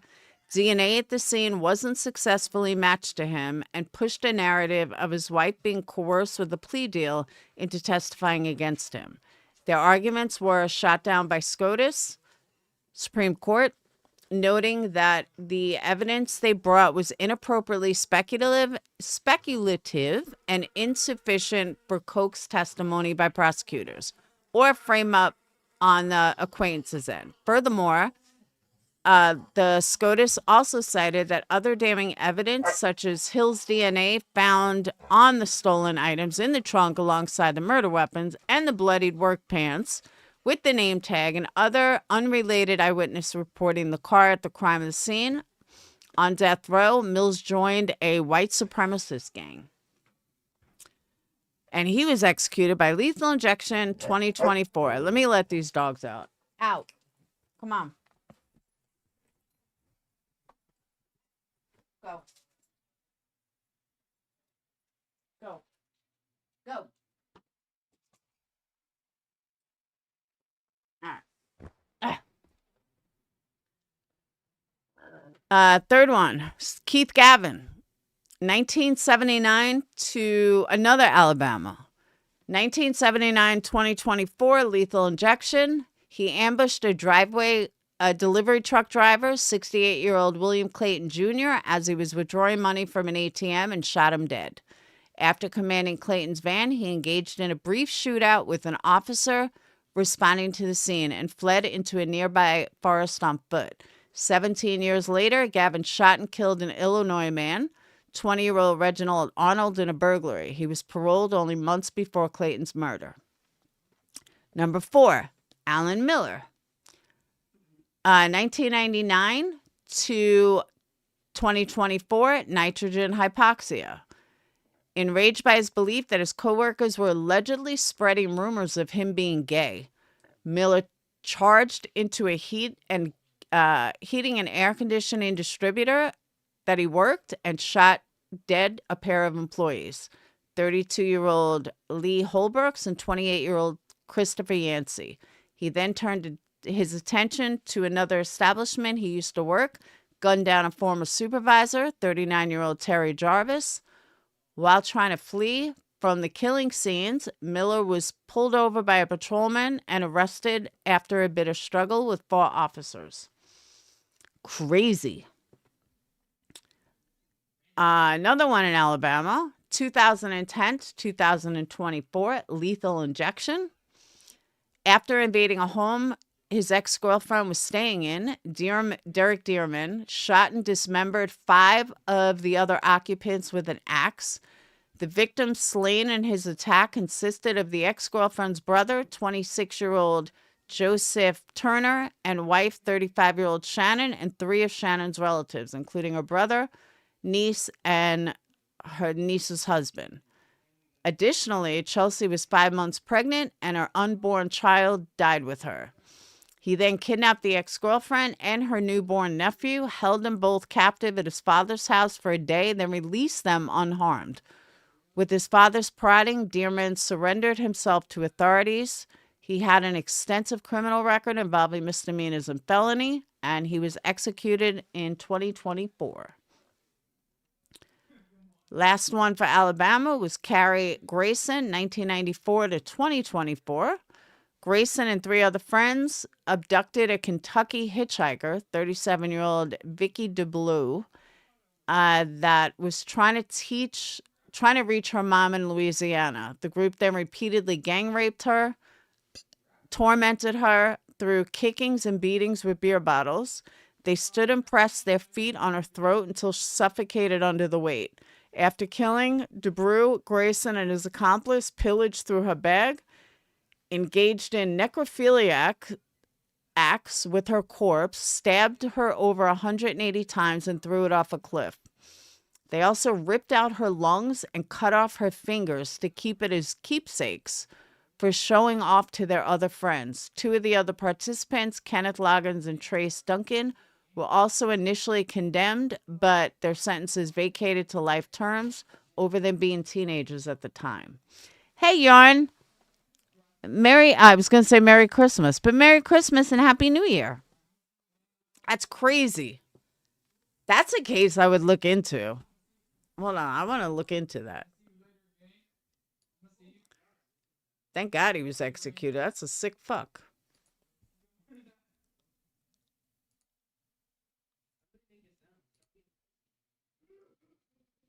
He was just executed. On November 21st, Alabama is scheduled to execute by nitrogen hypoxia. Well, here he is. Hold on. I'm going to come up here for now. Well,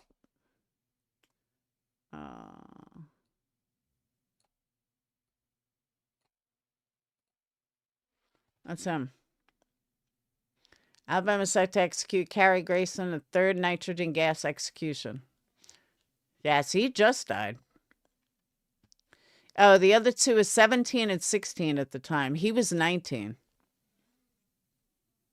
What would make you want to have sex with a dead body?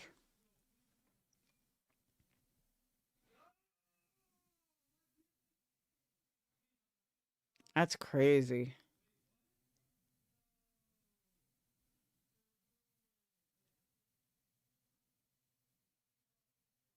He was found guilty during penalty phase of trial. His counsel failed to present mitigating evidence, including severe neglect. Oh, please.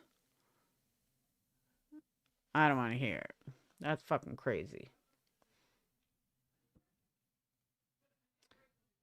All right, next. Thanks, Yarn. You just noticed? All right. Well,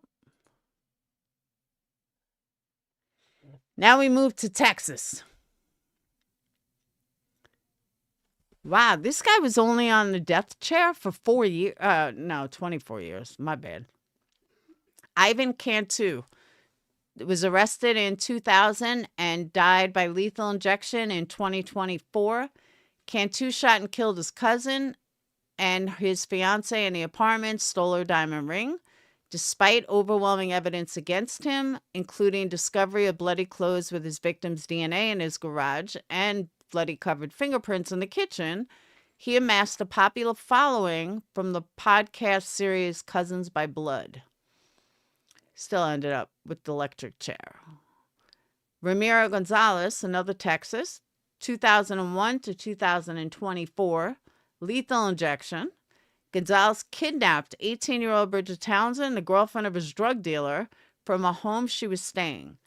Shot her dead after he raped her. He buried her remains on the grounds on his family's ranch. A year later, as he was being indicted for an unrelated abduction and rape charge against an unidentified woman, Gonzalez led police to Townsend's burial site. He was executed. Another one, Arthur Burton, 1997 to 2024. He ambushed 48-year-old Nancy Edelman while she was jogging on a road and dragged her to a nearby forest. For resisting his attempts at sexually assaulting her, he strangled her with her shoelaces.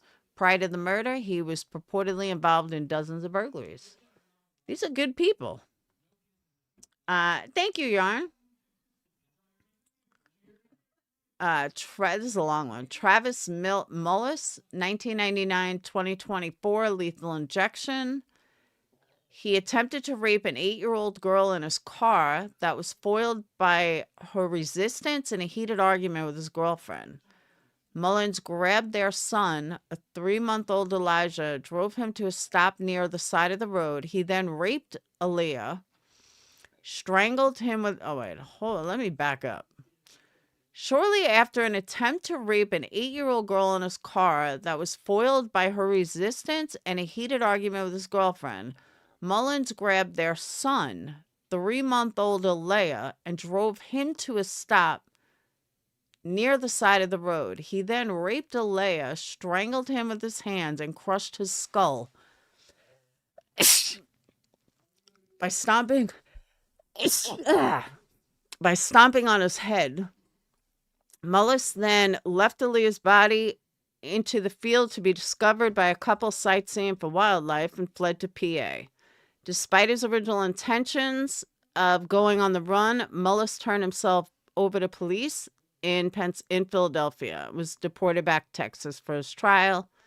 His penchant for misconduct against children was extensive and had a number of prior convictions and accusations against young girls and boys alike.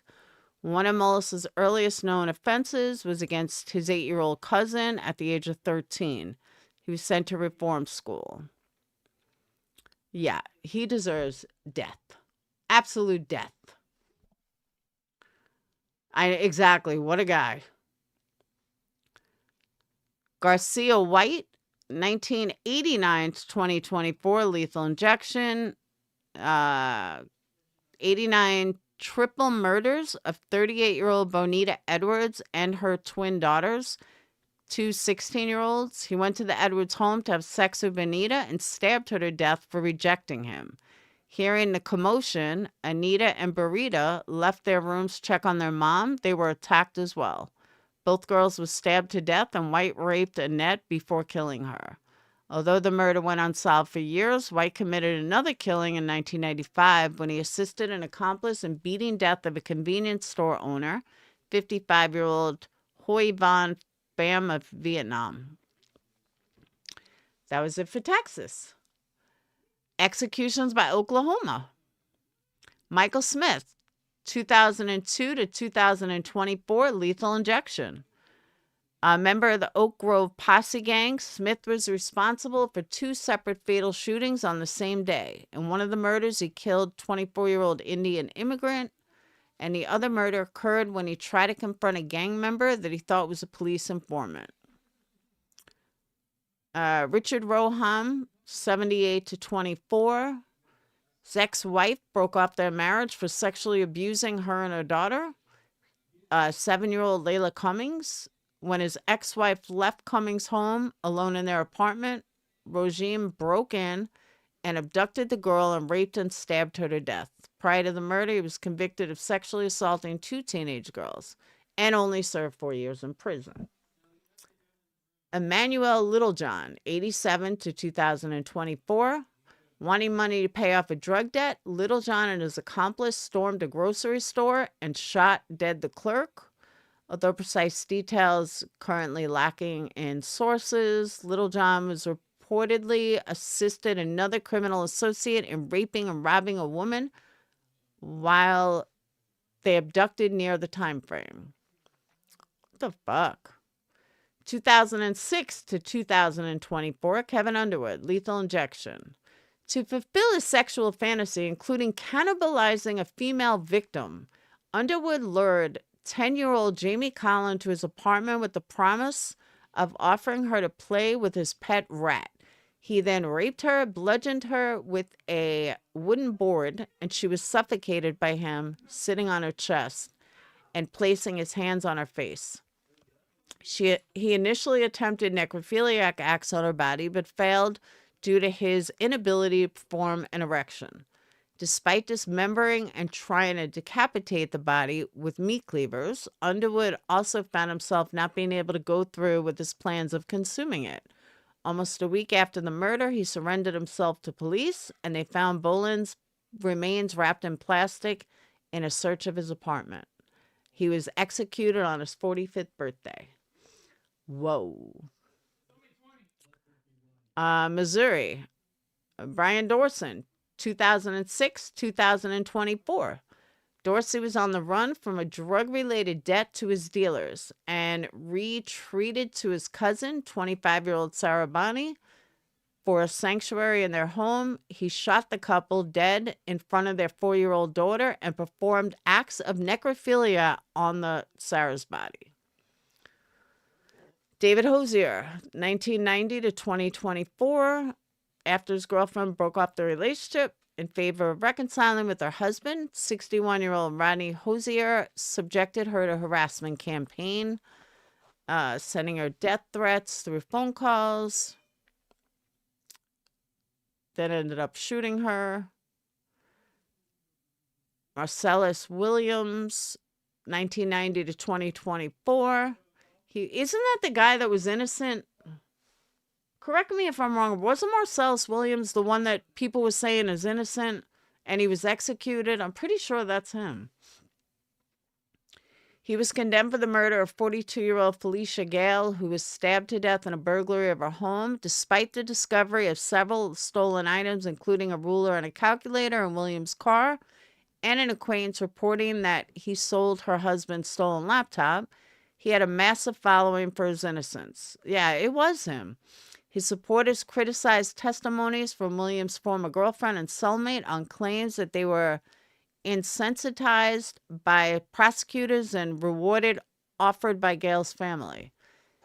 However, state authorities reported cellmates' accounts included publicly undisclosed details of the murder. An inconclusive DNA testing that matched a lab assistant and didn't wear gloves when handling the knife used in the murder sparked further controversy. Notwithstanding the scrutiny his death sentence and execution received, Williams was a career criminal with at least 15 prior convictions of burglaries, car theft, fencing, and armed robbery. It is. I agree with you, Criminal Med. Christopher Collings, 2007 to 2024, visiting a trailer home for a night of drinking. Collings grabbed his friend's stepdaughter, 9-year-old Roland Ford, as she was sleeping in bed, carried her to his truck. He drove the girl to his trailer and raped her. According to his personal account, Collings initially intended to release Ford back to her home, but strangled her to death with a rope in a panic when she caught a glimpse of his face. The friend assisted Collings by burning the rope, helping him hide Ford's body in a nearby cave, and attempted to mislead police with falsified reports. He received an 11-year sentence for child endangerment and hindrance of prosecution, but he was executed. So the friend was. All right, executions by other states. William Pye, Georgia. 21-year-old Alicia Yarborough had a child with another man he believed was his. They abducted and robbed Yarborough of her jewelry at gunpoint, raped her in several hours in a motel room, shot her with a total of 3 times in the head. Due to reports of him allegedly being cognitively disabled, Pye's execution sparked some controversy.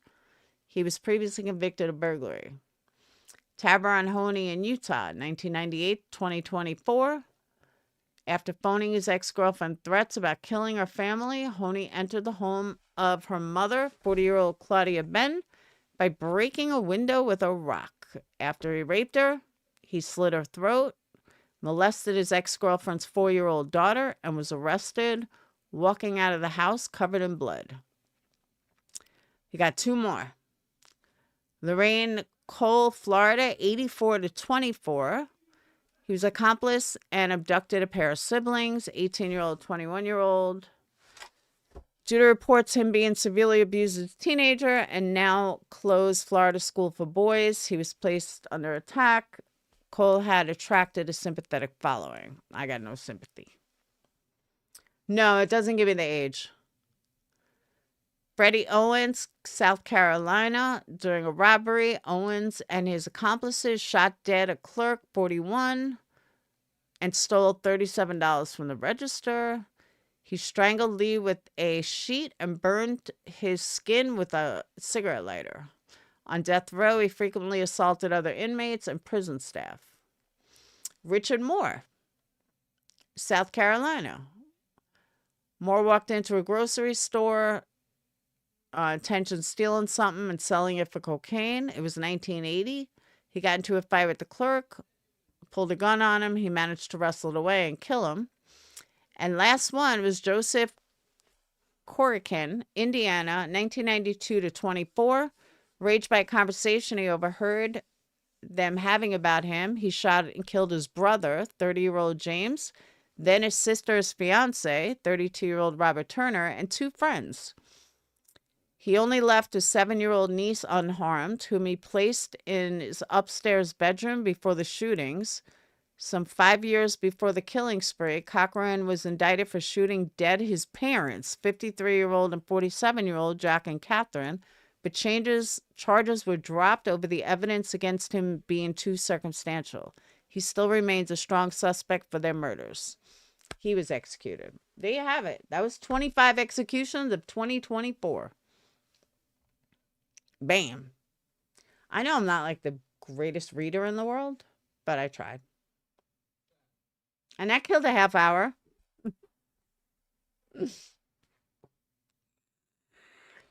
No, but is there any case that stood out to you?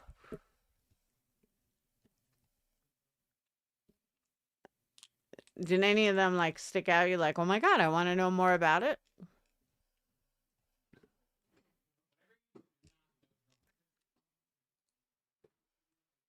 Who is set to die in 2025?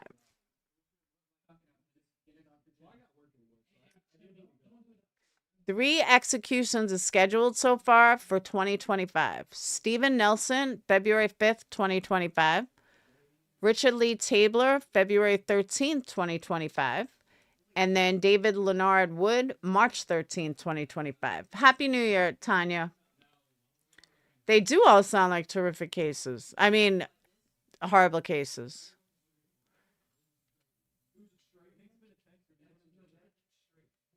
The last federal execution was Dustin Higgs on January 16th, 2021.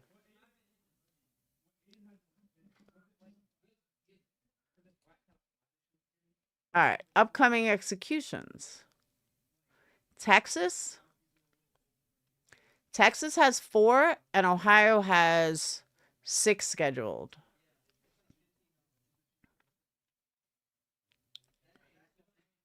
Ah, they got it all mapped out. Look at this.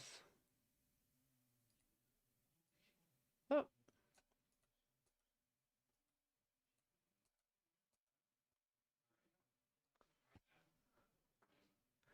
Texas, Ohio, 2026, 2027, Ohio, and then 28, Ohio.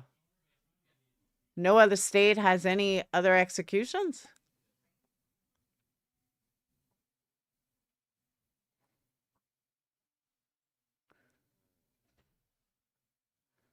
I don't know. Let me just tell you. If I was going to kill someone, I would not do it in a state with the death penalty. I never understood that. I don't understand why Ohio is the only one with scheduled executions for the next couple of years. That's weird.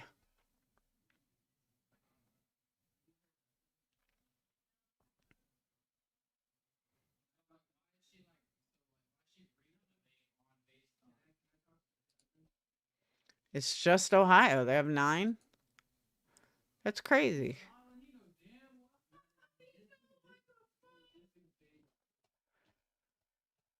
It's not like I'm looking at just Ohio. Yeah, but you know what, Criminal Med? All those cases that I read, those are all old cases. So are they really getting violent?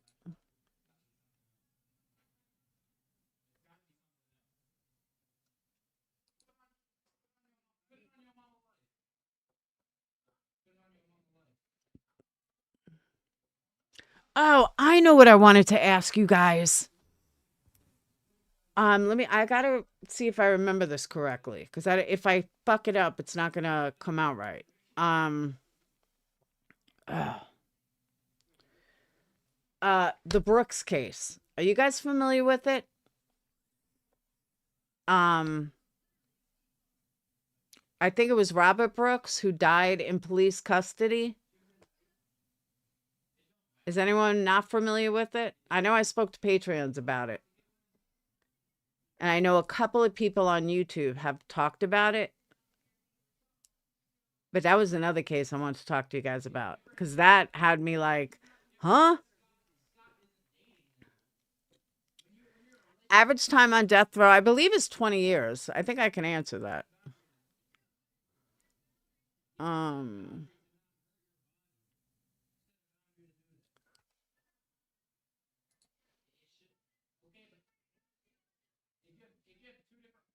I'm pretty sure it's 20 years.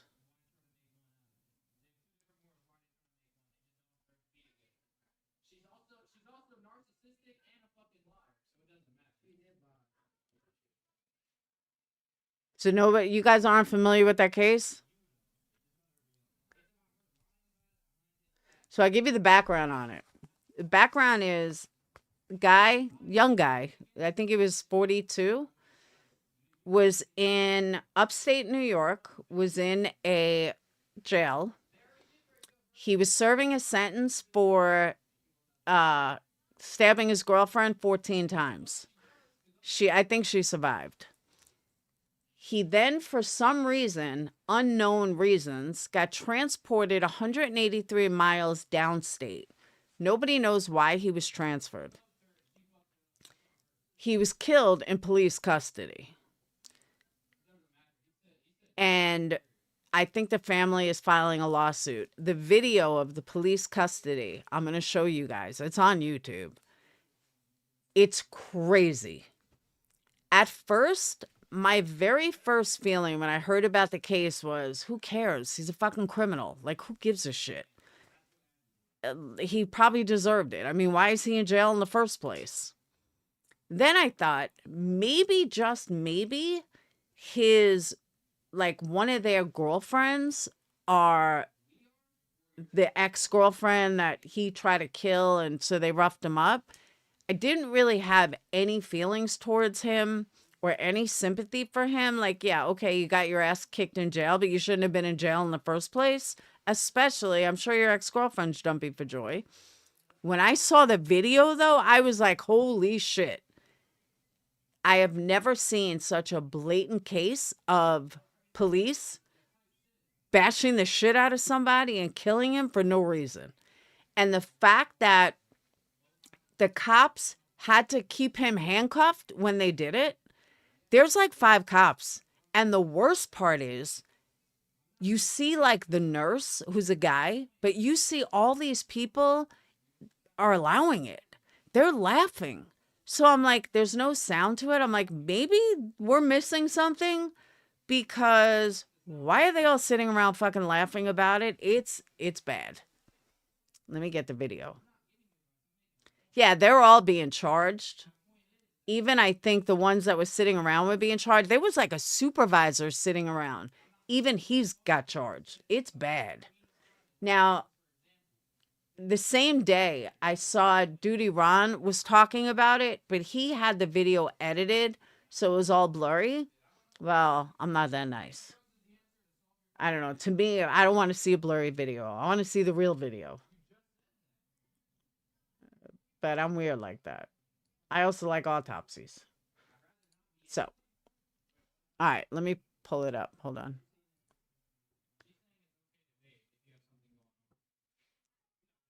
My brother was a cop, criminal med. I know that shit goes on, but not this bad. It's bad.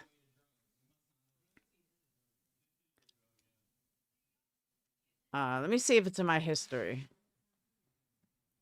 I think they are all being charged. Um,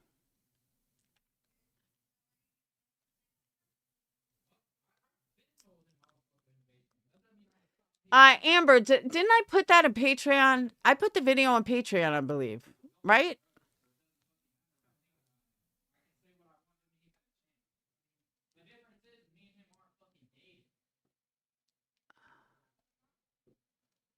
Um,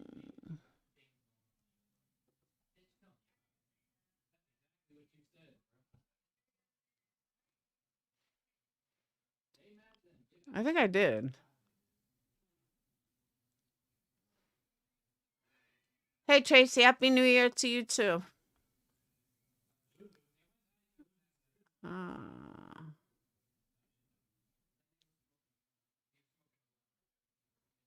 I was after this.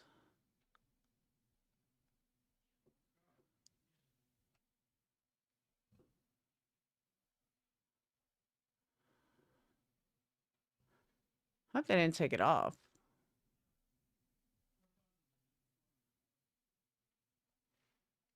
I think I did. Let me go there.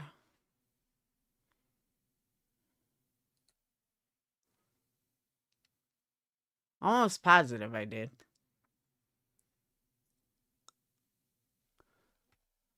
All right. Wicked.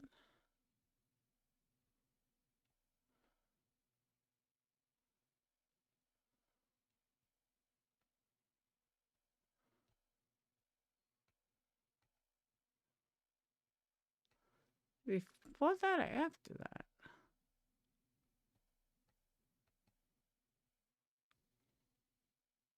So now I'm back on Christmas.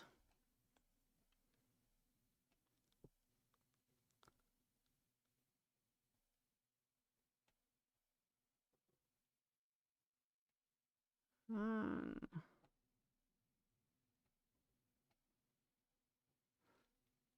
and I was here.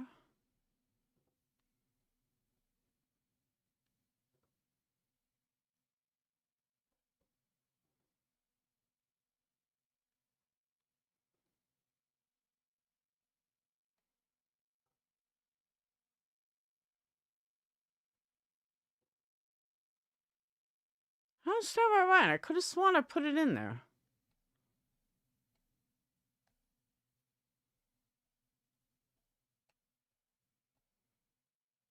Oh, okay. I know. I found it.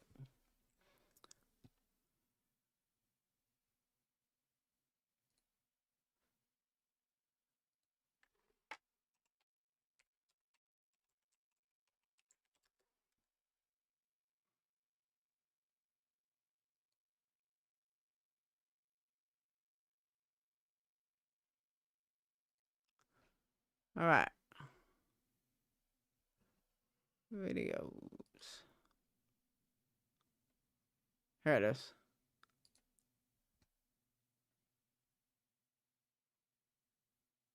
Okay, the following content may contain graphic or violent imagery. Fair warning.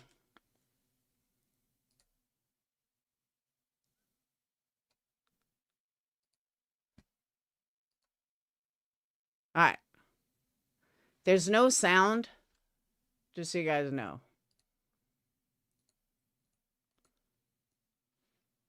All right, I'm just going to zoom out.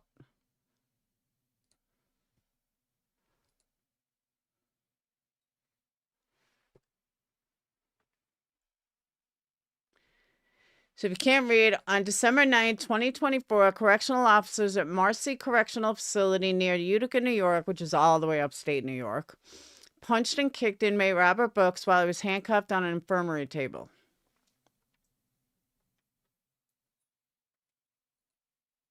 Brooks died the following day. Autopsy shows Brooks' death was due to actions of another and cited concern for asphyxia due to compression of the neck as the cause of death.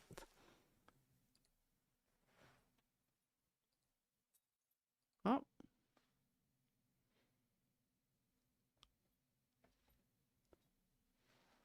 Is that working?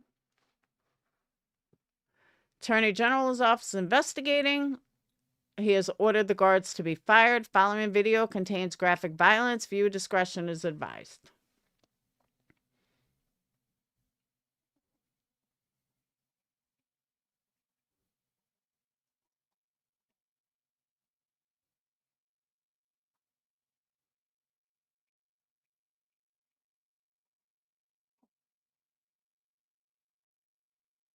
Look at all these cops.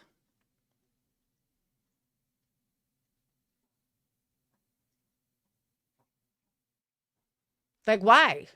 Why? Why are you doing this? And look at all these cops sitting around doing fucking nothing.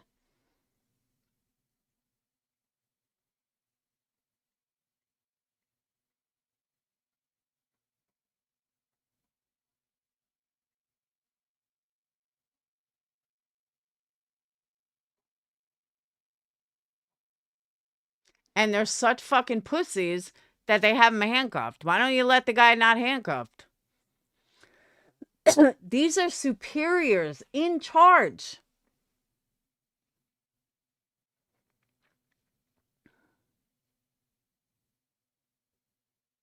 Like, what the fuck?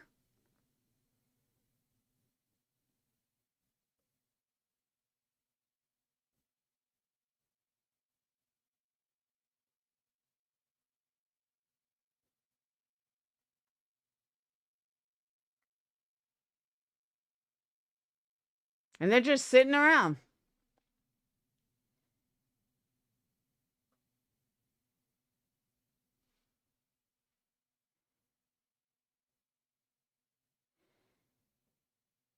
And nobody knows why he was transferred, why he was even there, what he did deserve a beating like this. And they're all just sitting around.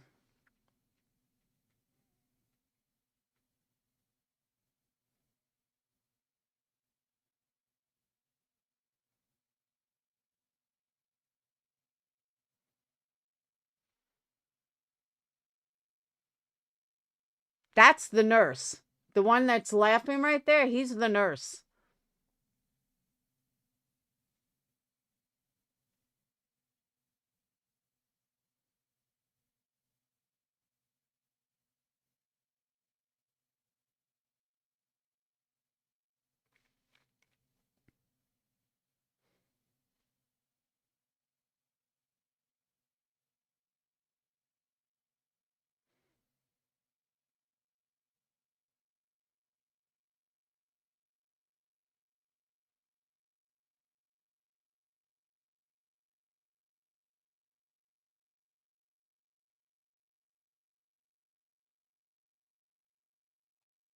How fucking crazy is that? So after I saw that, I was like, oh my God. Well,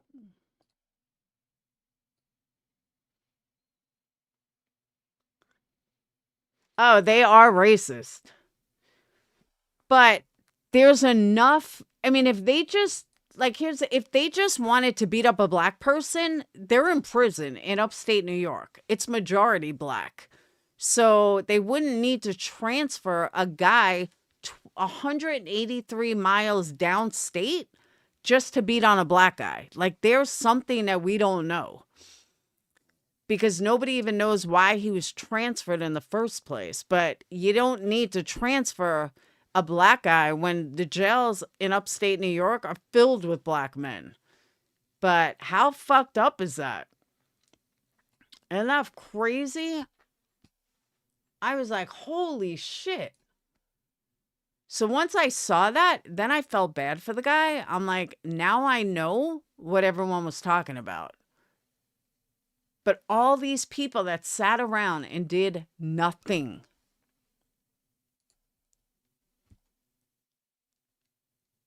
Let me see if there's a follow-up, because that was on the 28th.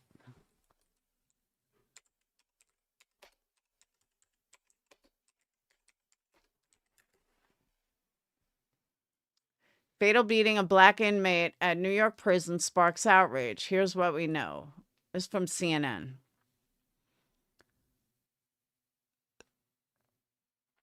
Protesters. Hold on. I'm going to go in my little box. All right. Oh, they should all be charged with murder. Like every fucking one of them. Where's my thing? Oh. All right. So CNN reported protesters in Manhattan and Albany holding up signs reading Black Lives Matter, justice for Robert Brooks. Days after disturbing video of the black inmate's fatal beating at the hands of correctional officers. He was 43 years old. I think I said 42. Died early hours December 10th. Was beaten by at least 3 officers. Marcy. His death has enraged people across the country. This isn't just about Robert. It's for all of us. I agree with that. FBI, U.S. and they were suspended without pay. I know like a lot of cases they're with pay. No, he was without pay.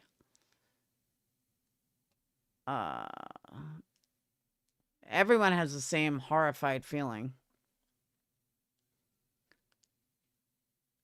He was transferred from Mohawk to Marcy. Oh, there's 8 videos. Oh, I only saw 1. The footage is from the body. That was another thing. They didn't know that their cameras were on, and that's why there's no sound. Like, they thought they were off, which is against New York City law.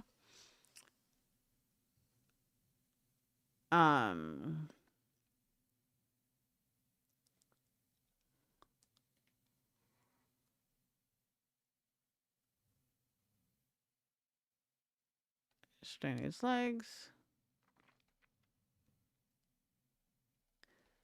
All right.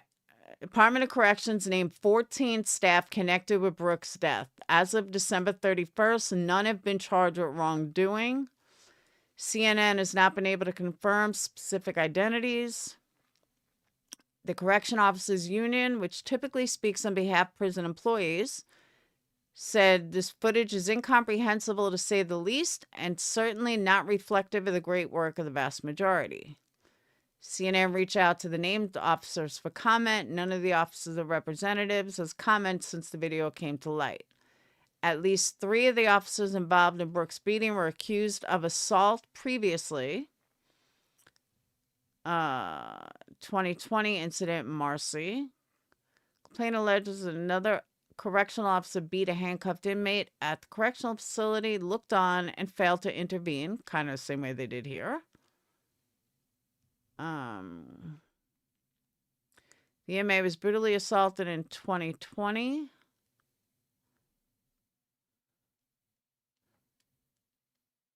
Racial discrimination at facility.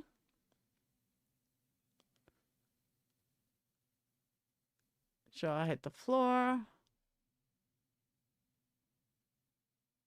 That's crazy, though.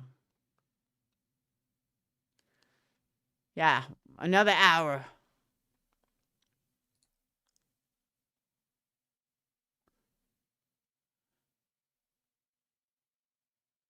But nobody knows why he was transferred.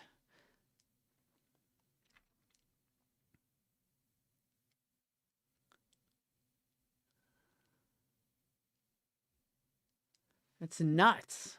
They should, I agree. Every single one of them should be charged. But how insane was that?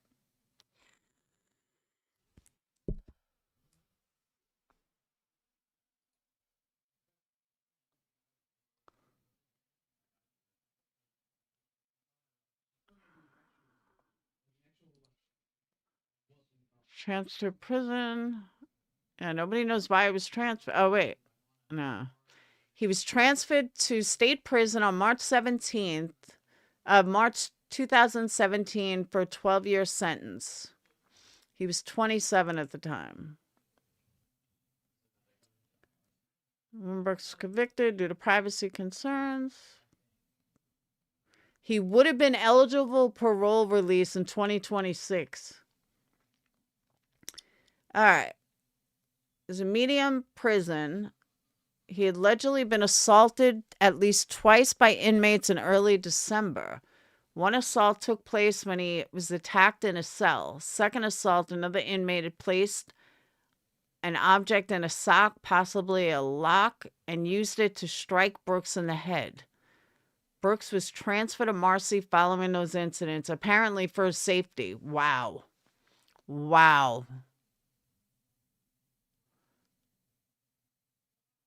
So they transferred him to Marcy for safety and then kicked the fuck out of him.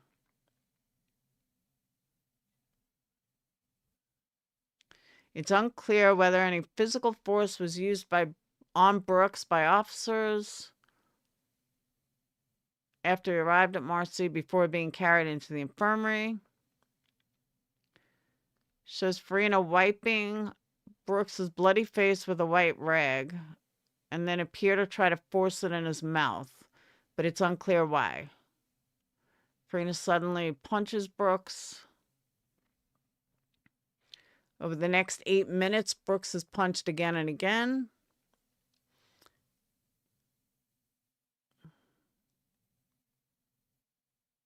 Officers claim that Brooks tried to bite one of them. It's unclear if that's what prompted. Okay, so biting a cop still doesn't get a death sentence.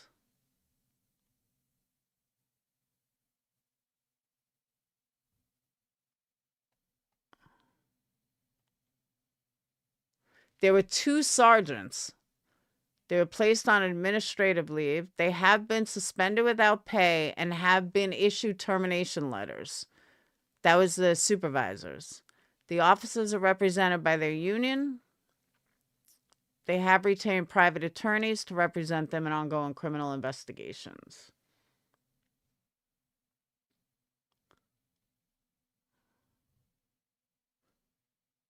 What happens next? Investigation involving the death of someone in custody that includes allegations of excessive force can take months, even years. But at least they don't have pay. That's crazy, though. I told you guys it was crazy the other day. And I don't know how much they need to review it. I mean, that's pretty bad.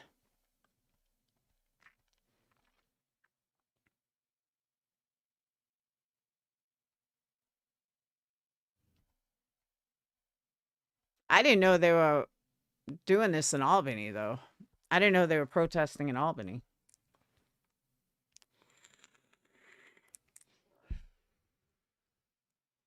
All right, so we got another hour done. I don't know if I'm making it for the last hour. My eyes are getting heavy. I'm like, man, I'm getting tired. You guys had me up here 2.5 hours all by myself.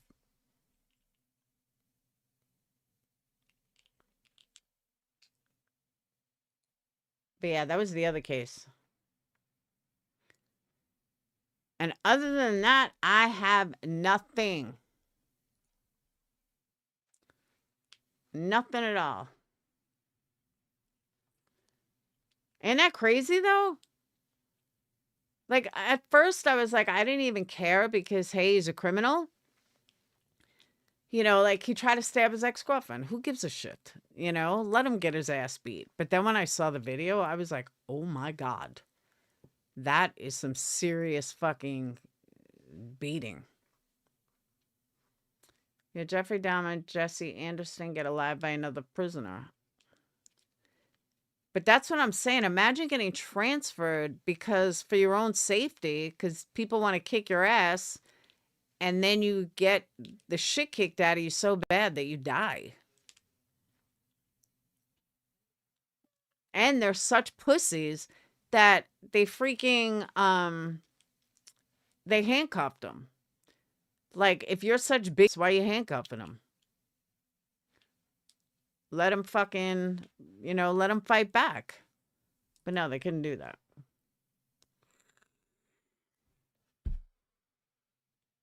I say whistle down and coffee better come up here. Isn't that horrible?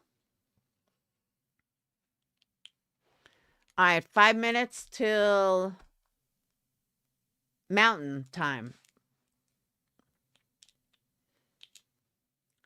I don't know. I think Diddy's protected. I really do. I don't think he has anything to worry about. I mean, every prisoner probably loves him. That's like me being in jail with John Travolta. You know what I mean? Like, who's not going to love him?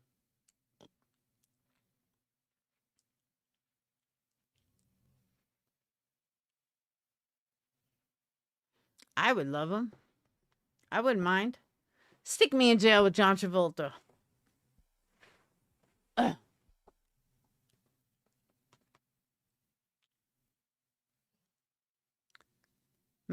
Well, exactly. They've gotten a lot.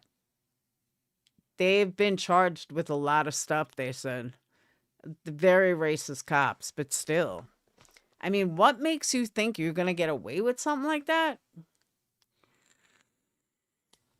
That's crazy.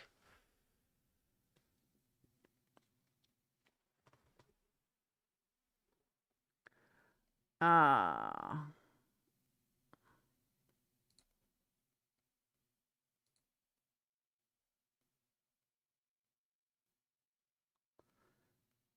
Can't go one New Year's without bringing Travolta up. Hell no. His daughter looks just like him. It's scary. Yeah, if you guys want me to stay up another hour, I need some help. I literally have no idea what to talk about for the last hour. Like, no idea. You guys better hit that thumbs up.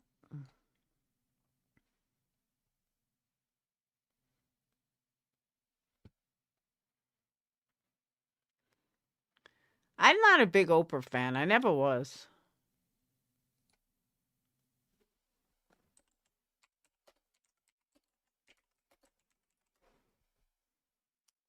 John Travolta, latest news. Oh my God. Oh.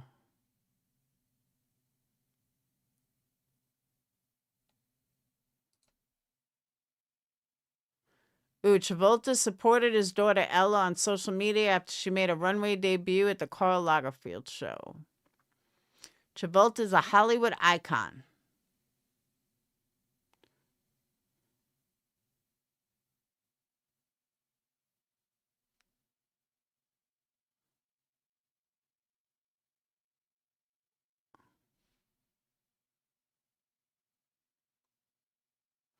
I don't know, sweetie pie.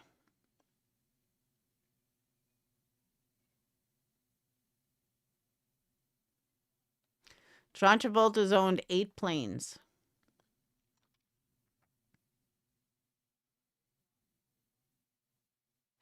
John Travolta was at TJ Maxx a week ago.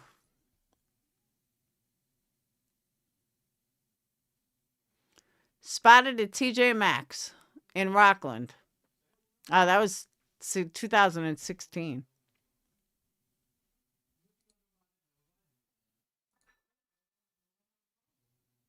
He's a great, and his boys.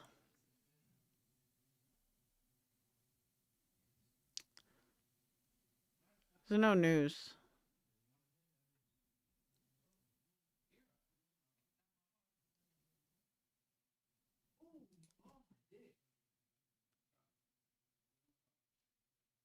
He's like 67 or something. He's old.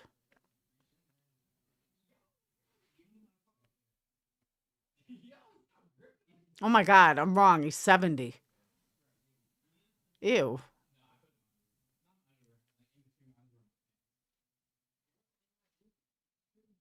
He has.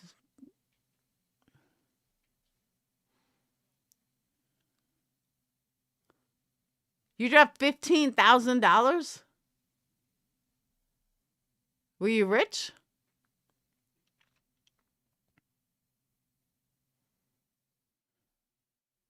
I can't believe he's 70.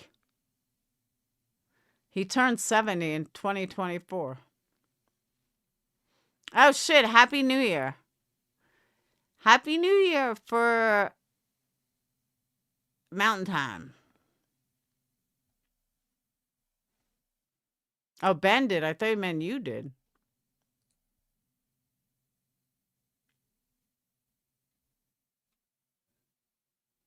Who's that? I don't know who that is.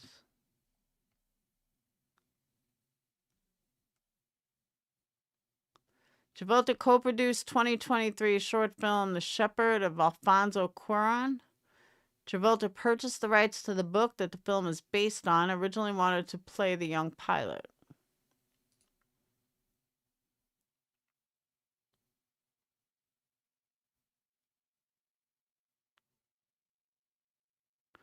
Travolta's turned Scientology for support after the deaths.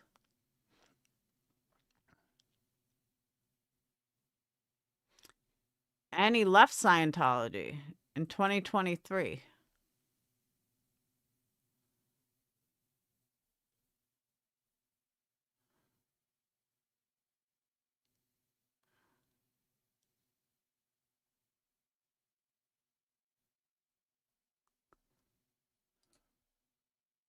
His net worth is $250 million.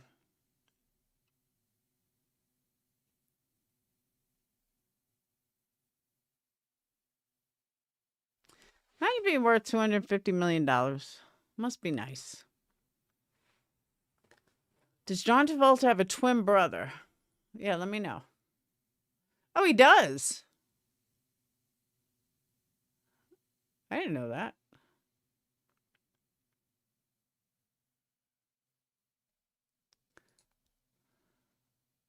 No, it's not his twin. Joey Travolta. He's 74. Kind of looks like him.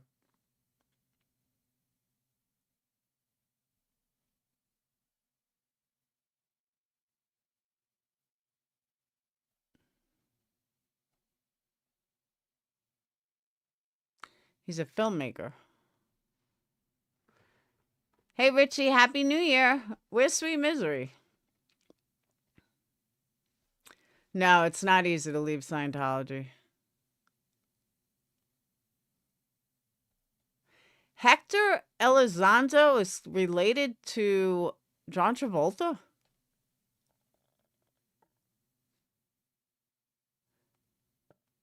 He's part of the Travolta family? I didn't know that.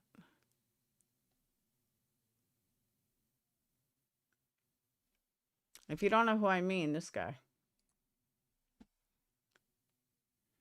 He's related to Travolta. Well, then again, she's up here too. Oh, he's not. I didn't say he's not Mexican.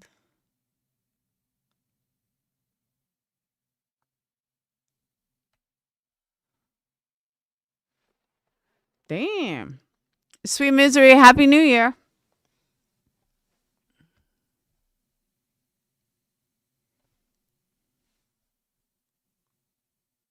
Guys, I have no idea what to talk about for the next hour.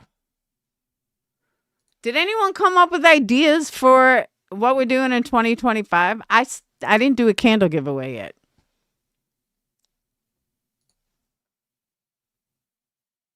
Hey, Amanda, Happy New Year. Which reminds me.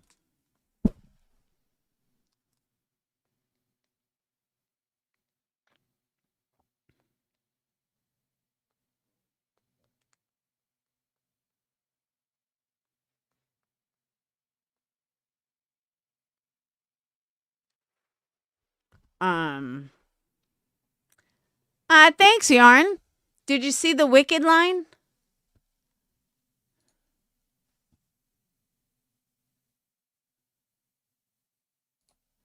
You see the Wicked line?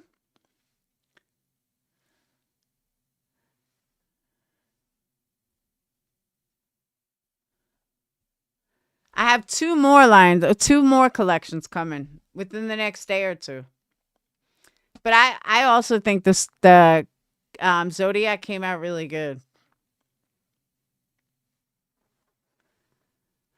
I need to fix this link though. Oh. Doo, doo, doo. It's got to be better than last year. Sweet Misery has to be. Last year was the fucking worst. I'm so glad 2024 is over.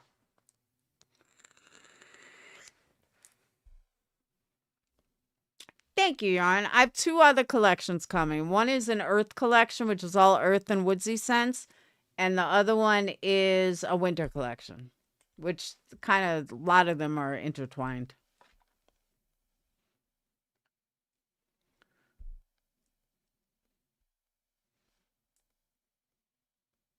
No, bam. I'm happy with the Zodiacs.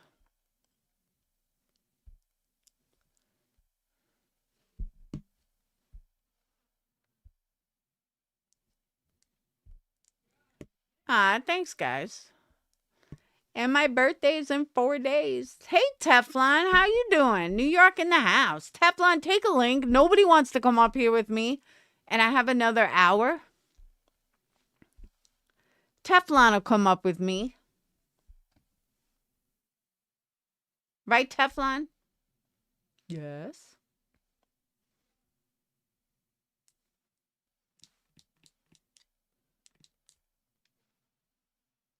My fellow New Yorker is going to take a link, right, Teflon?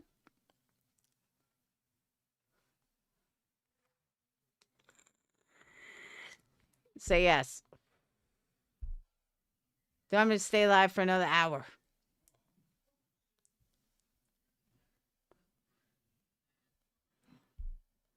Someone had a crush on Teflon. I think it was Kim A. Someone did.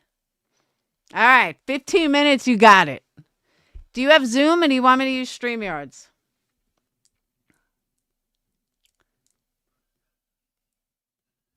I can open up StreamYards if you don't have Zoom.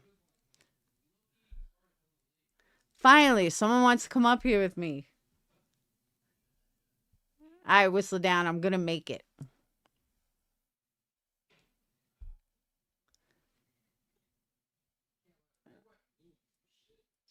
Yeah, and you might remember Teflon. But I think it was someone had a big crush on him. I don't remember who. I think it may have been Kim. StreamYards? All right, I'll open up StreamYards.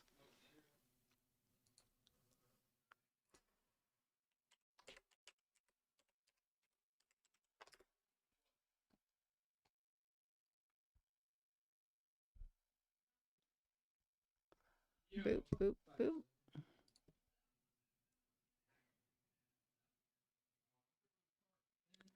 All right, Teflon, let me know when you're ready. I got it set up.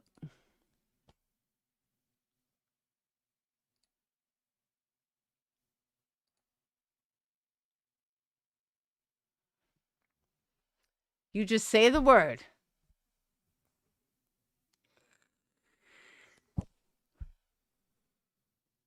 We're set up and ready to go.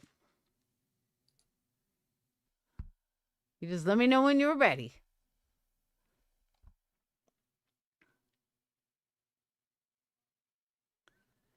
Can person go up when you are using only phone? Yeah.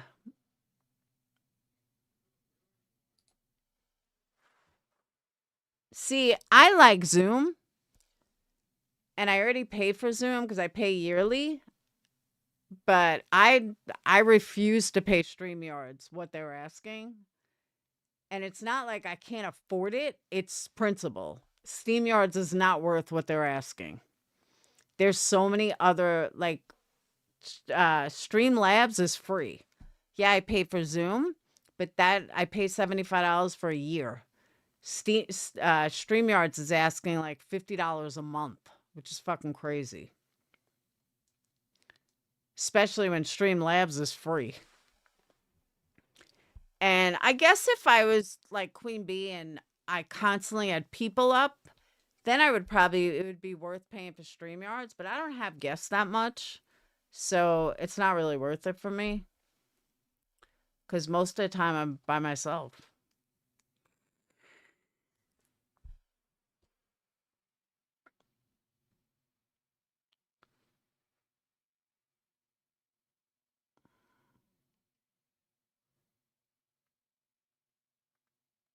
Um,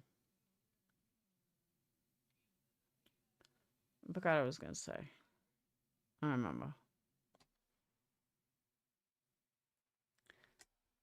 I drank a lot, huh?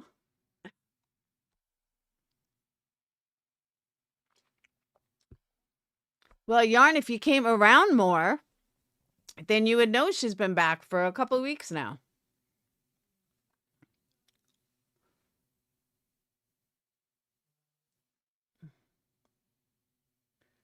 But since you never come around anymore, you wouldn't see her.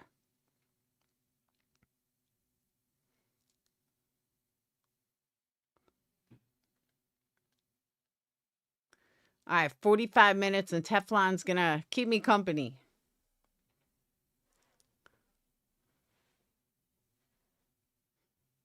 See, Yarn, you like the hair?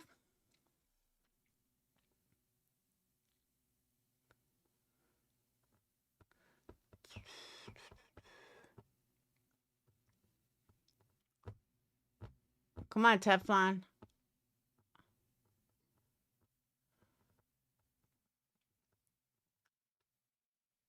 Oh, I forgot.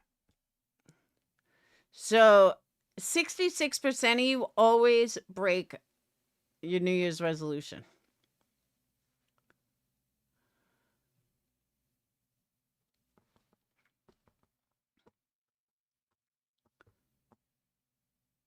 I'm telling you, Yarn, I hear you.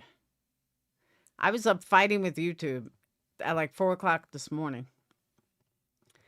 Thank you, Criminal Med. It really wasn't supposed to be this pink, though. It's supposed to be more ash lavender, and it just turned out pink.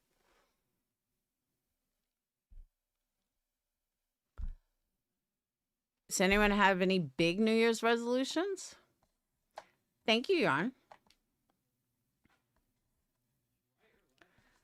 My New Year's resolution is make lots of money to pay for my daughter's wedding. Find a boyfriend, a rich boyfriend. Go on camera at least 3 times a week. And put together a plan for YouTube. Those are my New Year's resolutions. And get Dayton driving. Those are my New Year's resolutions. Yes.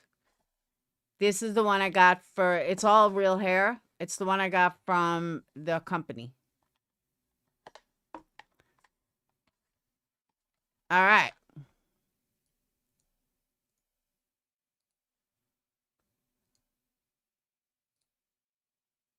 Thank God I've been begging someone to come up all night. Like, nobody wants to join me.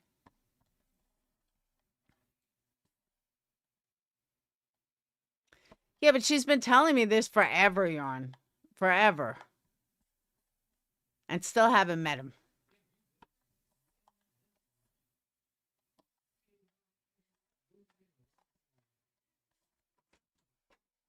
Are you live? Yeah. Huh? All right, hold on, guys. Where's my mute?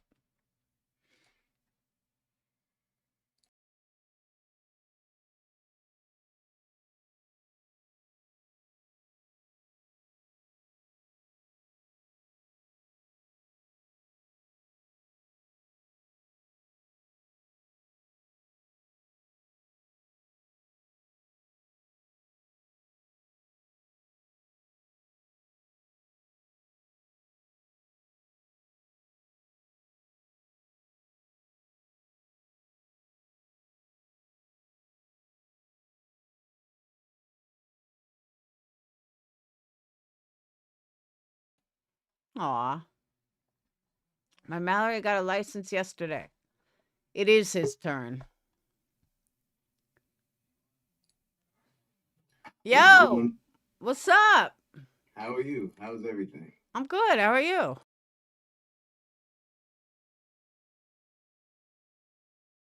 Happy New Year. I have How's to, everything going? it's I haven't pain. spoke to you. I know. I have to mute like one when I talk. It's kind of a pain in the ass. Can you still hear me? You can't hear You me? gotta mute and then talk. Yeah, I have to mute.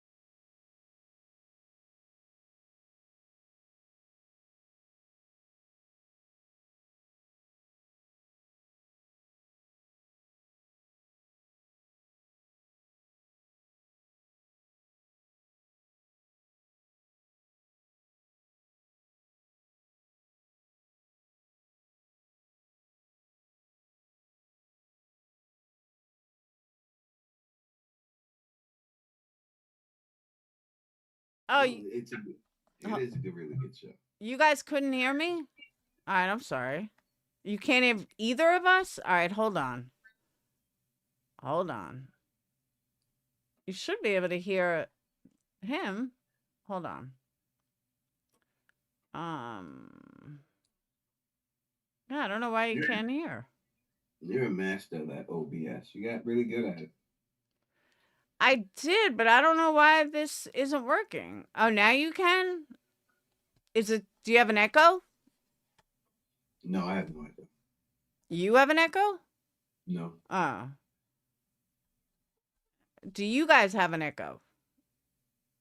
I guess I can't mute this one. I don't know. It gets confusing. I wish more people had Zoom. Mhm. I could probably do Zoom if you really need me to do. Yes, that would be so much better. All right, let me see. All right. I said, well, if my background will come up on Zoom, it'll probably just be my green screen behind me. I'll give you a link. All right. All right, I'll log off this. Uh, all right. All right. Let me remove my.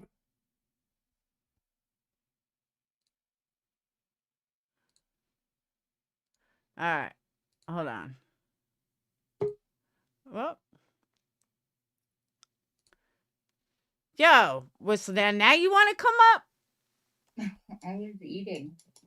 No, I actually shut it down to get him over to Zoom. Oh, who? Because Zoom is so much better. Oh, But you shut the StreamYard link down? no. I still have you up. But I'm saying he jumped off to do Zoom, which, Tony, I just dropped the link for Zoom. But there's no echo because there used to be an echo. Mm-hmm. That's weird. I used to have to like mute constantly. No, and I don't have mine on mute at all. That's weird. If you're going to Zoom, though, I can always go on Zoom. What? If you're going on Zoom, I can always go there. You have Zoom, don't you? Mm-hmm. Oh, yeah. I just dropped the link. Well, sorry, I'll grab that one. Yeah, grab that one so I can shut Right. down StreamYards. Bye. All right.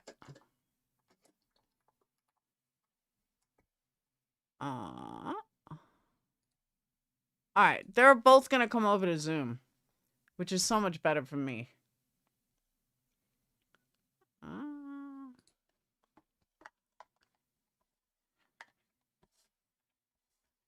Yes, going Zoom. Zoom, Zoom. You know what's crazy? So Whistledown has a video with 100,000 views. I had a video back in the day with 100,000 views, over 100,000 views. The money that YouTube used to pay as compared to what they pay now is crazy different.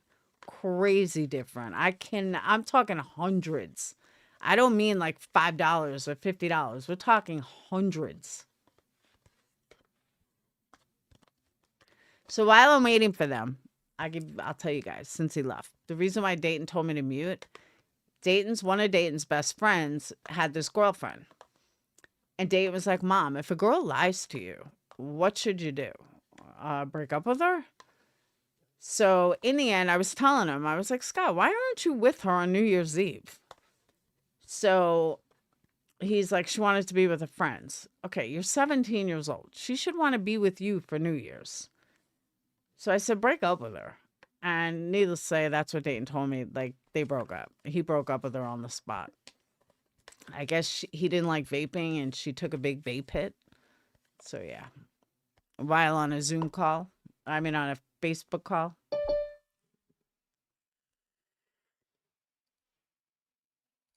Whoop. Where's let people in? Hold on. Ah.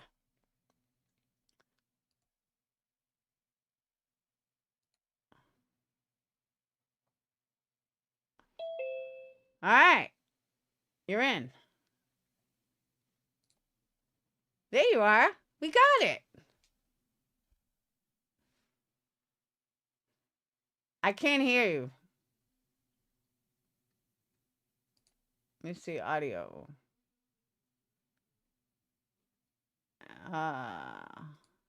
Test your microphone. I don't have audio. No sound.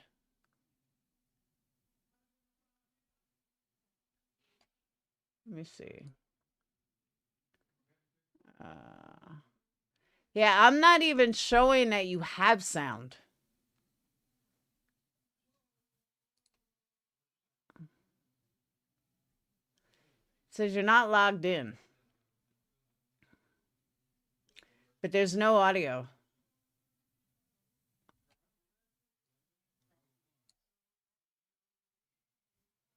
Why is everything complicated?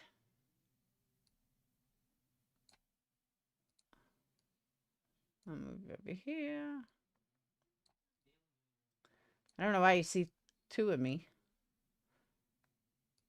There's no audio. I can't hear you. Do you have a volume button?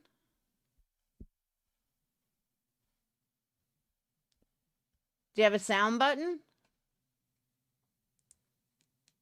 Look for sound. Because I can't even, usually I can mute you. I can't even do that.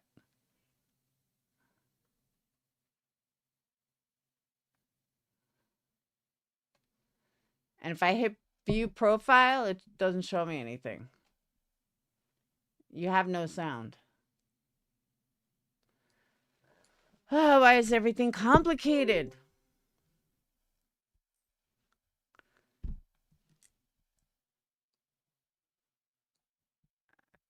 It's complicated. Good thing I only have a half hour left.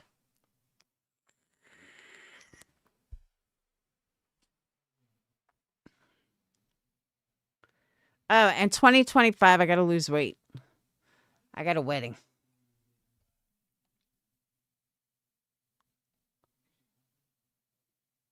Good night, sweet misery. Ah.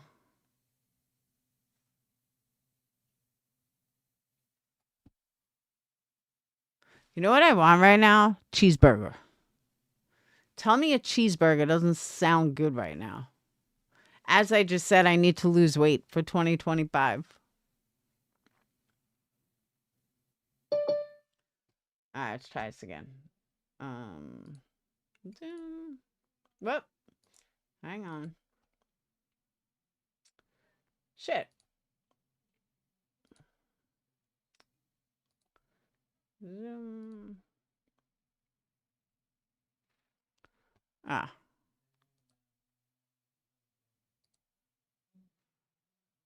Where's my thing?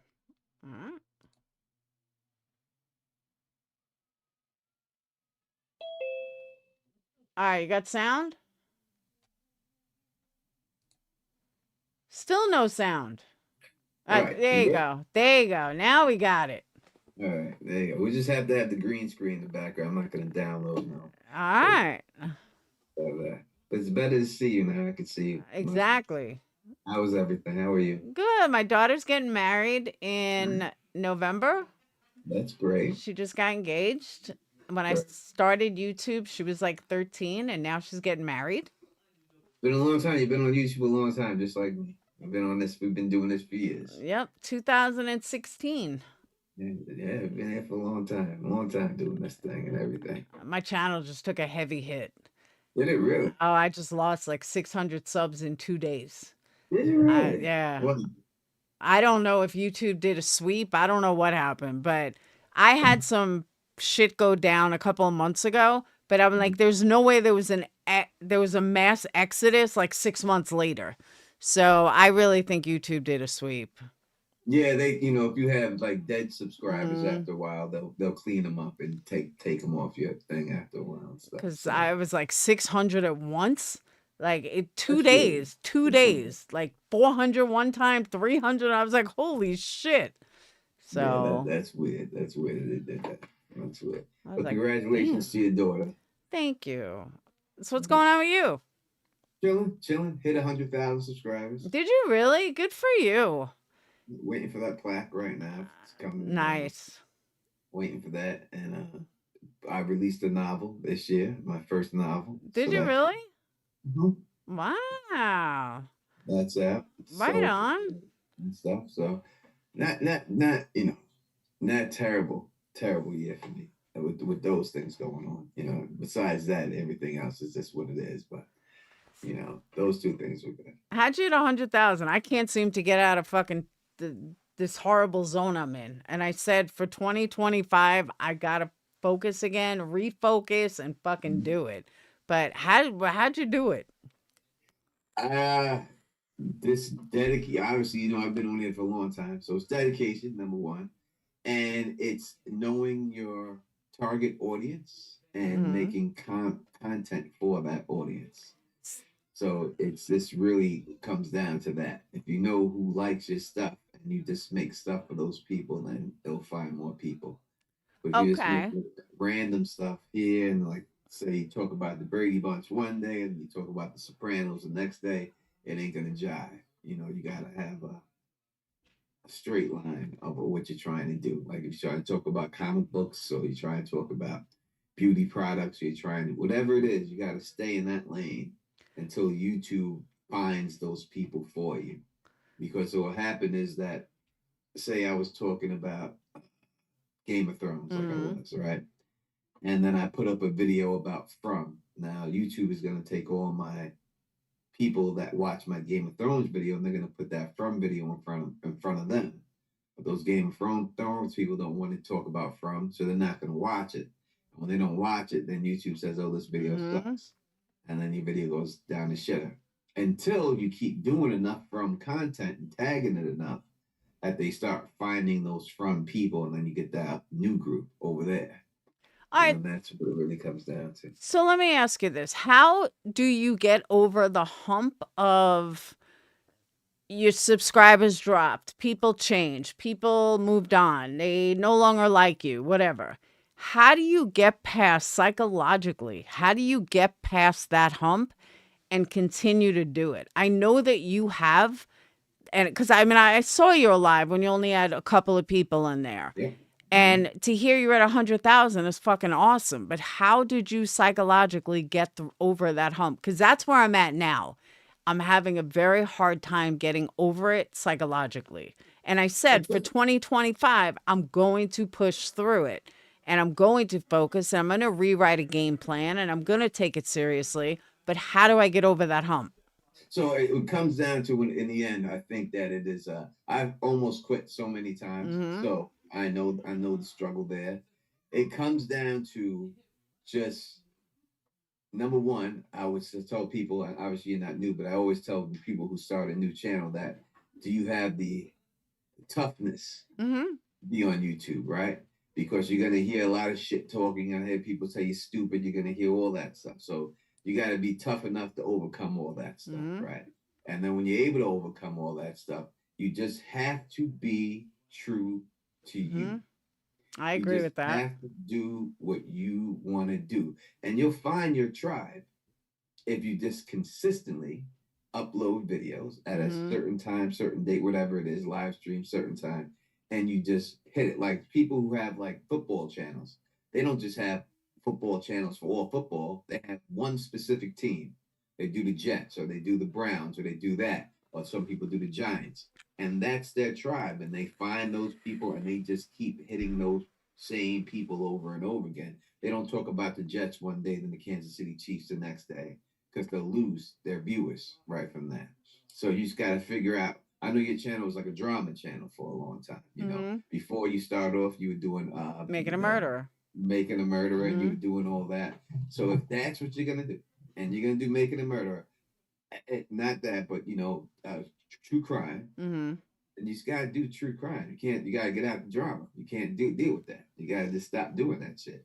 If you want to do a drama channel, you gotta have a whole different channel. But if you're gonna go do true crime, just do it. And there's so many things happening all the time. You have all this P Diddy shit you could be talking about. You got all this, this guy who just shot this dude in Manhattan. This that guy. You could talk about the Luigi stuff.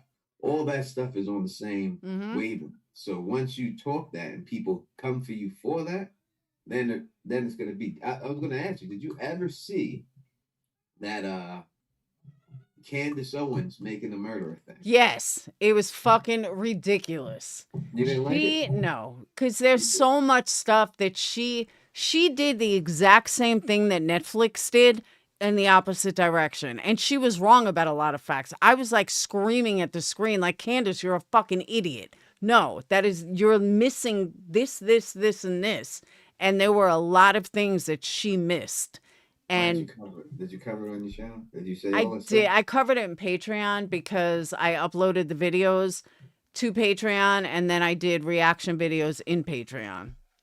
I didn't do it publicly because I couldn't do a reaction video publicly because I would have been struck. Yeah, you should have just did reviewed every episode and then pointed out all the stuff she was wrong in.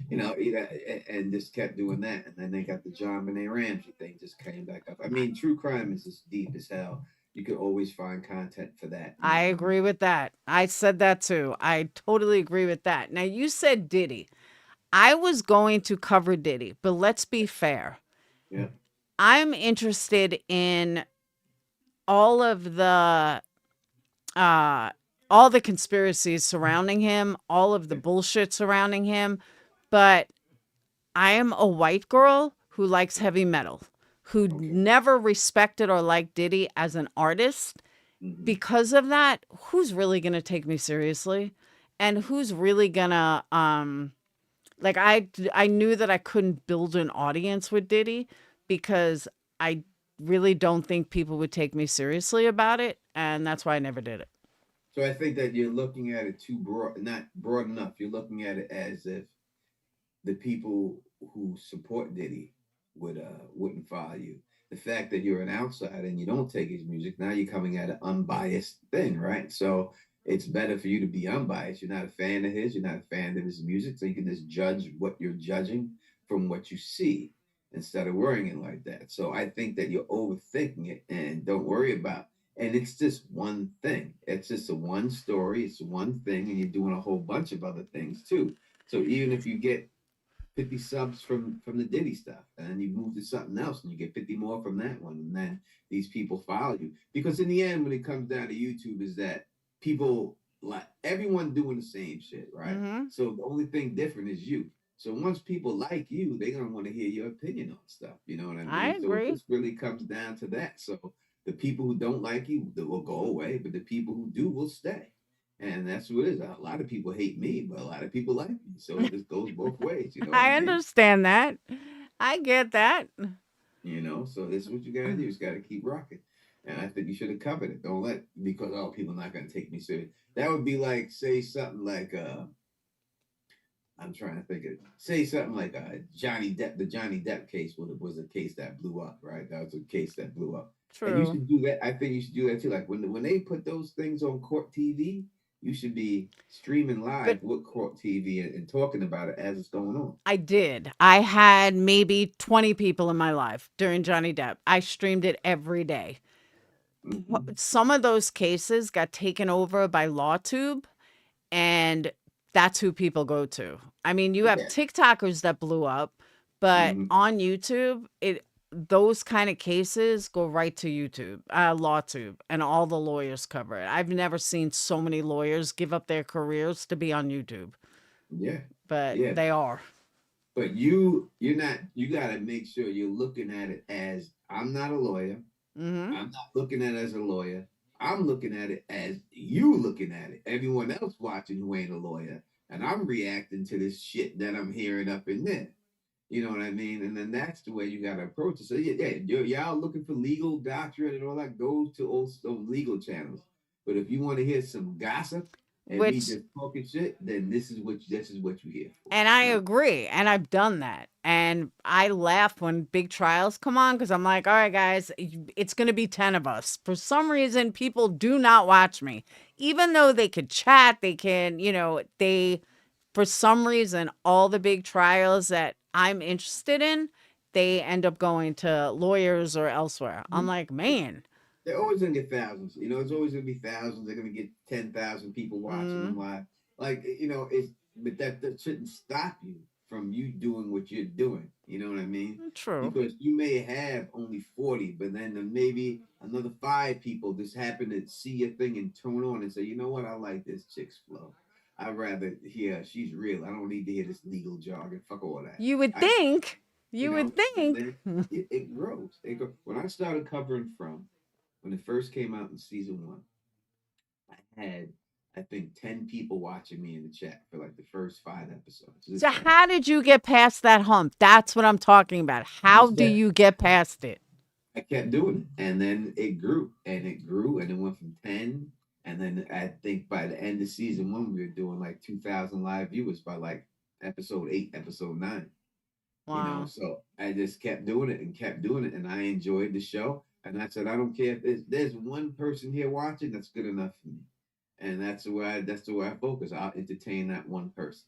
And eventually, it just kept growing and it kept growing, and then eventually we got. And now I was the only one on YouTube really that was covering from. And now Yeah. in season 3, all the big channels cover What it. is All it? I've never even heard of it. it's a show. It's called From. It's on MGM. And if you go, it's a really good show. I've interviewed a lot of actors from the show too. What's it about? It's about people who get stuck into this one town and they can't leave the town. They don't know why they can't leave the town. They all come from different parts of the United States and they all get stuck into this town. They don't know how. And that there's these creatures that come out at night, so they have to stay inside the houses. And as long as they have a talisman hanging up, the creatures can't enter the house. That's the gist of it. That's the easiest way for me to explain it. But there's other things going on there and stuff like that. It's a mystery box show. It's the people who made Lost. Remember the show Lost? Yeah. This is their next show. It's that. It's like that. So, you know, and that's it. And I built the fandom. I built a lot of the fandom, and now all these channels with 400,000 subscribers, they all cover it. But in season 1, none of them were covering it. And I know they waited to see me, and they seen the numbers I was getting because I was getting 50,000 views a video, 60,000 views a video. And when they seen me getting it, they're like, "Oh, this is a viable topic." And then they jumped in the next season and they started covering it after that. And those guys get more videos, more views than me because they have bigger channels than me. But Yeah. that doesn't stop me from doing it. I'm not gonna say, "Oh, these guys bigger than me. They took all my shit. Fuck it, I'm going." No, I'm still gonna hold down my spot, still hold down what I'm doing, and keep doing what I'm doing. The people who were there from the beginning understand. They always say, "Teflon, you the first one, man. These guys just jumped on the bandwagon." I'm like, yeah, that's the way it is. See, that's my problem is that fucking hump is getting over the 70 people in a live when I'm used to a couple of hundred. It's hard to get past that. It's hard to jump over that with pride. And, well, nobody wants to watch me anymore. Nobody likes my content. Nobody likes me anymore. Okay, what can I do to change it? So now we're changing up stuff and I'm going to go on camera more. And, my resolution's 2025, but mentally that's been my problem is I do true crime and I get 70 people in there and it's frustrating. And people that totally suck in this community get, 2,000 for just lying to their audience and they're not real and they're phony and psychologically getting past that hump. I'm like, fuck. And I put on a good front, but deep down I'm like, what the fuck am I doing? And you get frustrated and you get negged out and Mhm. but No, I feel you 100%. I would say definitely stay on the live, show your beautiful face, right? You got to do that. People want to see you. This is a visual I know. medium. You can't just come on there with the squiggly and the circle, and no one Hmm. wants to see that. People want to see you, right? Don't worry about what other channels are doing. I Don't know. even worry about it. Don't even look at it. Who cares what they get? I don't care what any people get. They get more viewers than me. They get less. I don't care. I don't look at them. I do me. I stay in my lane. I do my stuff. And if it's 5 people, then I'm here to entertain those 5 people. And I And that do have that attitude. I do. But and I'm still going live every night and I'm still pushing through it. But it does get frustrating. And I always said I'd rather have 5 people in here that are real. I'd rather go to an audience of 50 when they're fucking real than, have 2,000 that are fake as fuck or, just kiss my ass. Like I don't want that. I want to interact. I want to um I want people to debate me. I want people to talk. And that's just me. Mhm. So I do push through it, but I know that you're a good example because I remember when you only had a few people, even for Game of Thrones. Some days you did good, but to know that you still pulled through that, that's pretty. And now you're at 100,000. That's fucking awesome. I left Game of Thrones because it was just too racist of a community. I Uh, love Game of Thrones and I loved it. And I went to the conventions and I went on panels and I've interviewed the actors and I tore down the convention and everything. But the community itself, and not everyone is mostly everyone is cool. But the portion of it that is that way, I just did not want to deal with it anymore. Because listen, I'm from Queens, New York, right? You understand? I I'll hurt do. somebody on you. Like I'm not playing. Like I ain't trying to live like that. I got Hmm. away from all that. But you're gonna drag it out of me. So it's best for me to take myself out of that situation to prevent that from happening. Hmm. And that's what I did. You know what I mean? And I just bounced. And people still watch my videos and I still get comments on them. And people and the House of the Dragon comes back and people want me to do a live stream on and they ask, I'll do a live stream on it. But I'm just not as engaged in that where I'm doing it I every gotcha. night and everything else like that. Like right now in the off season of From, I may get 100 people if I'm lucky, 150 to 175 people watching on the off season. That's good enough for me. But when the season comes around, we're gonna bump back up to 800 to 1,000.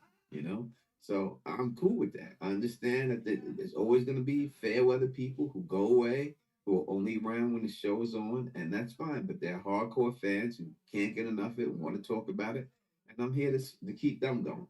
And that's all you gotta do. So you gotta just decide to me what you want to do. Like if you want to do true crime, then do it. If you want to do relationships, talk about relationships. That's a big ass money maker right now. Relationships. Whatever you want to talk about, but whatever you do, you have to commit Stick to with that it. I know. and just do that. And not the drama. Not the Mary Beth said this and fuck Mary Beth or whoever else you're talking about that's watching you talk. You gotta leave that shit alone. You know what I mean? You're gonna get those people that watch that, but that's all it's ever gonna be. It's not I gonna be more agree. than that. No, I You're not agree with getting you. that. You're not gonna get no sponsorships doing that. You're not gonna I get no agree. nothing like that. And if that's what you're going for, then you gotta adjust. See, And that, someone told me very recently, one of the things for 2025 that YouTube is looking at and what YouTube is looking for is there's a very small percentage of YouTube that caters to 40, 50-year-olds and above. Mm-hmm. And that's a niche to hone in on because it's not oversaturated. It's a need that doesn't exist yet. And I thought about it and I'm like, you know what? It fits me. It's my criteria, my target audience, my most watched, according to the algorithm is the 28 to 35 and 35 or the 30s, 40s, and 50s. Or Mm-hmm. I forgot exactly what the numbers were, but mostly 40s and 50s. And I thought to myself, you know what? That's a good angle to take. Mm-hmm. But do I want to take it with true crime? Do I want to take it with something else? But I was, because it's not oversaturated. Kids have oversaturated YouTube. Like, it's too much already. Like, you can't even scroll through shorts without seeing some 17-year-old dancing. I say, tell people all the time, it's like this. It doesn't matter about age. The number one thing you have over any young person is experience, Mm-hmm. and they can't buy that, right? So people are gonna respect your experience, and you gotta look at your experience. Look at where you're at. You're from Queens, New York. You moved down to Alabama, right? You're a city girl who gone country. Mm-hmm. You've seen a lot in the city. You've seen a lot down there. You lived a lot of life. So you know things that growing up in Queens, you already know how it is, right? Mm-hmm. You've been around every race, every color, Yep. every creed your whole life. You went to school with everybody. You've been around Jewish people, Chinese people, Black people, Puerto Rican people. Been around everybody. Like, a lot of people ain't been like that. Trust me. Like I know, 'cause I grew up there too, Mm-hmm. and I know people ain't been where we've been. People ain't experienced people like we've experienced. People That's ain't true. had the chance. So you have to draw on all of that, right? And explain certain things to people who haven't experienced those things. So when people talk about the migrant crisis or people talk about this or that, you have more experience than other people Mm-hmm. talking about that because they don't know. And you do know. So you can always draw on all that stuff. When people talk about these crime things, New York, you know all about crime growing up. So I played it earlier. What do you think of the Robert Brooks situation? the guy who got beat in Yes. the cut. Listen, it's disgusting. I mean, that's the bottom line. It's no different than Amadou Diallo. It's no different than they shoved with Amadou Diallo. They put the plunge up his ass, right? And Mm-hmm. then the cops grabbed him up, put the plunge up, and stuff like that. I think it was Diallo. Or Diallo was the one who got shot. It was one of those dudes. But no, listen, New York City police is a gang. And I've Mm-hmm. been it since I know, because since I grew up there, I've been robbed by the New York City police. Literally robbed. Pulled over, stuff pulled out my pocket and told to go on out my way. Many a times when I was growing up. And it ain't a black or white thing. It ain't got nothing to do with that. Whoever they feel they can get, they got. I remember one time I was with this chubby white kid back in the day. His name was Damien. And I think we were like 13 years old. And that's back when I was spray painting and shit. So we were spray painting this wall and shit, silver paint in the park on the handball court. And the cop 107 police came by. So I threw the can, he threw his can. We tried to run, they caught us. And they were like, "What are you guys doing over here? Spray painting this wall?" And we were like, "No, we ain't spray painting nothing." And then they went and they found the cans and they said, "Let me see your fingers." And they checked my hands and I had no paint on my hand. And then they checked Damien's hand and he had all silver paint on his hand. He goes, "Oh, you like spray painting the wall, fat boy? Put your hands against the wall." And he put his hands against the wall. They pulled his pants down and they spray painted him with silver paint up his ass crack, on his ball sack, No on his shit. legs, all over him, and then just pushed it right in his stomach. Said, "Now go explain that to your mother," and just laughed and drove away. Wow. And I laugh at it now. He laughs at it now, but now when you look back, that was fucked up. But that was like Yeah, they that's don't do that anymore. They can't do that anymore. that's the NYPD though. That's Nah. how they get down. And that's the way it's always been. So no, what they did to the guy, obviously, hopefully they get some charges on. You can't just be roughing people up like that. There's no excuse for it. Especially the guy Did said you this see guy's the no good. video? Did you see the video? I It's seen part of it's it. more Yeah. than a rough up. Yeah, no, this It stunk. was bad. Yeah, it's terrible. It's terrible. So hopefully they get what's coming to them for it. And I think people got to understand that when you're dealing with police officers, it is not a white or black thing. It's a respect thing And if you talk back to them in any way and they feel like you're disrespecting them, they are liable to beat your ass. It doesn't matter if you're white or black, they'll beat your ass all the same. If they're having a bad day at home, they say, "What, you talking back to me? Who you talking back to?" That's it. And they'll beat you up. And I've seen people get beat up all the time, my whole life with New York City police. They are gang. They are the biggest gang in the country. That's goddamn. And they got their colors, they got their code, and that's just what it is. That's the way they get down. I can't disagree, but they're not like that anymore. My brother retired last year, 2 years ago. Mm-hmm. And he said you can't do anything anymore. Like you have no power anymore. That's one of the reasons he retired. And he was Listen, 25 I years, have a I think. I have, yeah, I have a friend who came out here. He was a Marine, my man Chris Dabo. He became a sheriff in upstate New York, and he quit in like a month. And I was like, "Why'd you quit?" He's like, "Tone, I was, I got stripes from the Marines, and I ain't used to having people talk back to me, and I can't have nobody talk back to me. So before something happens, I'm just gonna get out of it because I already Wow. know me, because he's in the military. He's used to giving orders and orders being accepted, and that's it, with no back talk." And there's a lot of other people or cops who feel that way. They give you an order that you have no right to speak back to them. And if you do, they take it just like you're disrespecting them. And that's it. Now, listen, they have a hard job. No, I'll never say they don't have a hard job. They have a hard job. And they have a lot riding on them. But, it's just, you have to overcome the stress. You have to be willing to, to take people yelling at you. You have to be willing to take the abuse of that point, and a lot of them aren't willing to do that. You got to be like the professional wrestler. They come to the ring, people throw stuff at them. They don't react back. They know it's all part of the show. Cop, he comes to try to calm down. They curse at you. They curse at you. Everyone's human being. They want to be cursed at. And eventually, I think some of them go cross the line a little bit here and there. And that's the problem. Oh yeah. But I think the cops in New York are racist. I mean, not all of them, but a lot of them are. Yeah, a lot of them. I think there's a lot of people like to think that because it's New York, there's not racist people in New York. Like it's not like down south. That's a lie. Of course there are. There's racist people everywhere in the world. But in the end, to me, it really doesn't. I don't think it. When you put that uniform on, they don't care that you're black or white. It's them versus us, and that's the way they look at it. And it doesn't matter if you're a poor white guy, poor black guy, poor Spanish guy. They'll get you. And that's just the way it goes. It's them versus everybody. So yes, there could be some racist people there, some racist black people there, some racist Spanish people there, some racist white people there.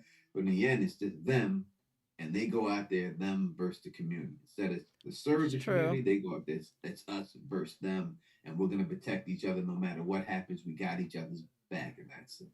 Queens has changed. I was Oh yeah. back in New York a couple of months ago, August. I went to go see my best friend, and we went to Brooklyn, and they still have the best pizza. But Mhm. we went to Brooklyn, Queens, and it's different. It's changed. Yeah, the city's different. Like my sister, she's still out there living the same neighborhood I grew up in and everything in Leicester. That's Jewel Avenue, 164th Street in Kew Gardens. And she tell me all the time, like these migrants out here fucked everything up. She's like, I never thought about liking Trump, but to me, he's right. You gotta get rid of these people. So I think that the people become who they become. After a while, people are they you see the situations in there and stuff, and as you get older, you start seeing things a little bit differently, and other things that you overlook. And listen, the migrant thing is a problem across the whole country, and there's no doubt about it. Something has to be done about it. Can't just have people running around willy nilly doing whatever they want and stuff. And it's going. Hopefully, when he gets in here, he does he does what he says he's gonna do, and we take it from there. He did what he was said he was going to do last time, I for the can't. most It's just the part. whole thing. Like Donald Trump from Queens. You know what I mean? He's from Queens. He's one of us. My mother went to the same beauty parlor that his mother went to. Like she's met her all the time. Because I said I grew up in a very good neighborhood in Queens. Mm-hmm. Anyone knows Kew Gardens, Queens is a very Mm-hmm. upper class little place in Queens. I grew up over there. So Fresh Meadows is where she used to Mm-hmm. go over there. There's a place called Bagel Nosh right next to Bagel Nosh. It's a bagel place right next to Bloomingdale's, and she would go to that Mm-hmm. beauty parlor right there. And that's where my mother went. His mother went to the same spot. So I got enough. I can't. It's hard for me to go against a guy from my hometown Mm-hmm. who talks like all my friends. Now I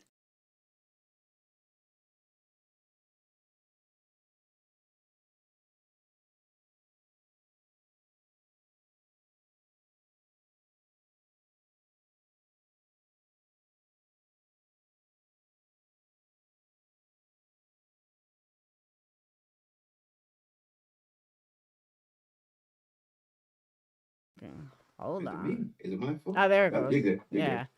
All right. I must have kicked it. I was saying that, I'm not saying I'm a huge Trump fan, but he's from New York. I was like, he's a New Yeah. Yorker. He's gonna do the right thing. He is. He's a narcissist and he's a New Yorker. He's gonna do the Right. right thing, and he did. If you're from New York, you have to be a narcissist. That's Mm-hmm. the only way to make it. That's the only way to go. And I'm just like, listen, I'm not saying I am not one way about anything, right? Mm-hmm. It depends what you're talking about. Some things I'm conservative, some things I'm liberal. I'm not That's one way normal. across the board. That's what I think everyone should be. It depends what you're talking about. Taxes, I'm conservative. Prostitution, kind of liberal. Doesn't matter to me. It all depends what you're talking about here, right? So I can't just get boxed into one place. So I just Mm-hmm. ride with Muse Metal. So it depends what he's doing. If he's doing this and I think it's right, it's right. If he's doing this and I think it's wrong. It doesn't matter who it is. You know what I mean? And that's just the way I judge it. So, Uh, you know, uh, and like when they were like, oh, Donald Trump said he's grabbing women by the pussy. He didn't say that. What he said was, when you're rich, they will let you do anything, even grab them by the pussy. That's different than what they tried to frame it as. yeah, But but it's the he's truth. he's still a womanizer. I mean, let's be real. Oh, he has every right to be. He's Mm-hmm. rich. He's a billionaire in New York City. Who is it? There's guys working in McDonald's who are womanizers. You think a billionaire's not going to be one? There's guys over here doing shakes in McDonald's and that womanizers, sleeping with the whole people in there, the managers in there, sleeping with the whole cast of his people in Mm-hmm. McDonald's. You think dude out here owns these casinos ain't gonna do something like that? That's just ridiculous to think he would be. I'll tell you this much: his son was never caught at the White House with cocaine. I'll Yeah, give him that much. yeah, no doubt about it. Listen, and even if Hunter Biden was caught with cocaine, I don't care. Like Hunter Biden don't mean nothing to me. He can sniff coke off the Oval Office desk. I'm not one of these people that say, "Oh my God, it's a sacred place." Man, Bill Clinton was getting a blowjob up in there, and other people are doing other things that we don't know about. There's no sacred. That's All true. right, that's not the way it is. He That's want to do true. his thing. He can do his thing. I don't judge anyone who have problems. I know a lot of people who do drugs, who have done drugs. I don't judge them for that. People have problems and people like it. If you can handle it, that's on you. That's the way it goes. That's your life. I'm not going to judge you for it. I'm not going to look down upon anybody who does any type of drugs. And people have, I've never done it in my life. I did. I smoked weed. I took acid a couple of times. That's all I've ever done in my life and drink beer. But I know a lot of friends of mine who are great people who have sniffed this ton of coke. And they're cool people. They just like it. That's just the way it is, you know. I can't judge nobody on that. That's not my business. That's funny. All right, we're on West Coast time. You got New Year's in a half a minute. There you go. Can you believe it's fucking January 1st? Yeah, my birthday's January 8th, so you know. I'm on the 4th. I didn't know you were the 8th. Yeah, my birthday's on the 8th. How old? Don't be asking me crazy Oh, questions. come on, how old? You're not a girl. No, but I don't need to be answering.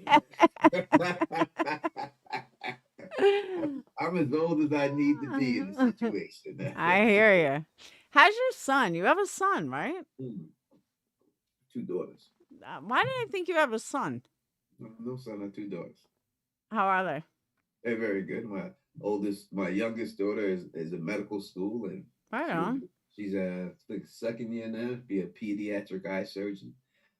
She just came back from Poland. She went to go see the concentration camps over there, and Oh, really? yeah, she came back. And she just got back, so she's very into that. Right now, she's into Hebrewism. I think she's going to become Jewish. Well, I have 2 kids that became Christian. Yeah.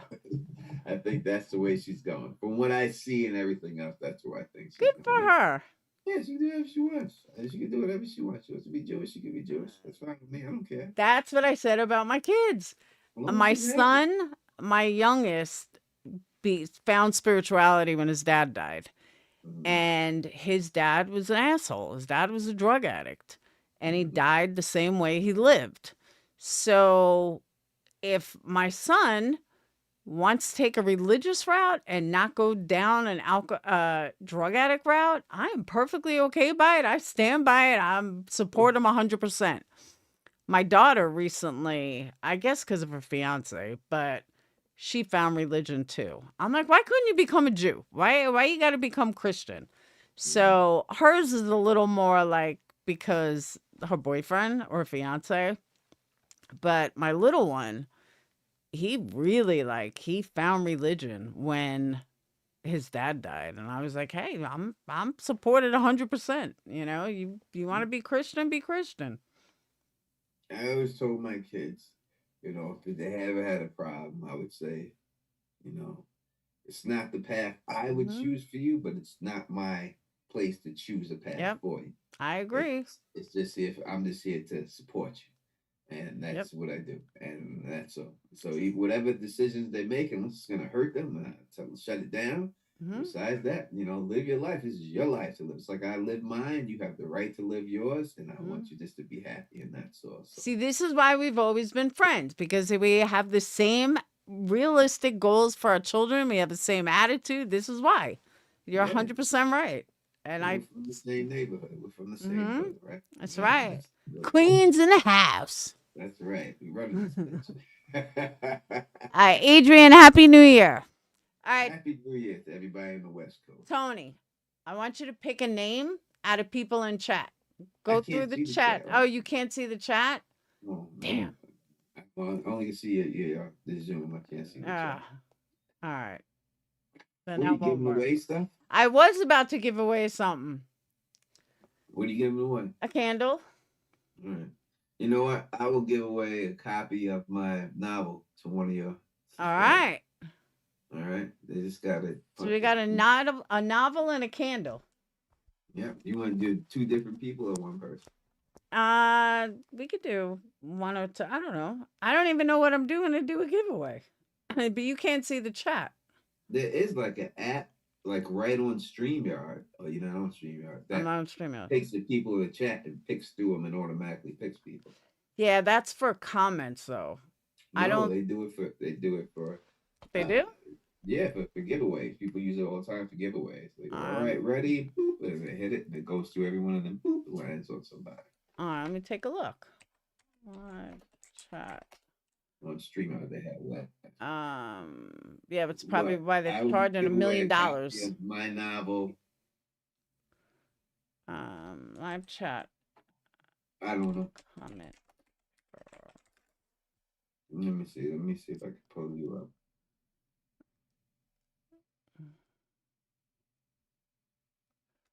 YouTube comment picker. All right, hold on. This might be good. Picking a comment from a video. No, I'm going to do it from a live stream. Make giveaway with the messages from the chat of a live. With our online app for YouTube giveaways. Someone said they disagree with me. You already? I'm looking at this. It said disagree with me. Who's the one? Untitled crew. Why yes. Would you disagree with me? What did I say that you disagree with? I think about cops being racist. She's a black woman from the UK. So I think she disagreed with you about cops being racist. That I said that there are not. I said it's not a race thing at all. She thinks that it is a race thing. Yes. Yes, again, I will say that, of course, there's going to be racist cops, and there's no doubt about it. But in the end, when you really look at it, and you look at the fact, it's really they're just feel like they're authoritarians over everybody, and some of them are racist, and they will definitely do racist things to black people. I've experienced it. My friends have experienced it, but I've also seen my white friends get the shit kicked out of them by cops the same way. Right. So it's just all about that one person. So there are racist cops, of course. There's racist people, but when it really comes down, boils down to it with police who do bad things to people, I think it's more based on their authority over people more than just the race. Because they'll beat up anyone they can get away with. Especially in New York. They'll beat the shit out of you. And LA. Where the hell are they going? Um, hold on. Let's see if this works.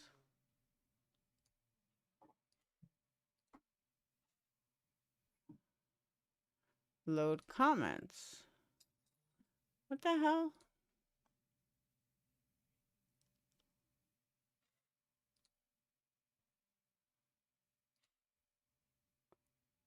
Let's see. All right. YouTube comment picture.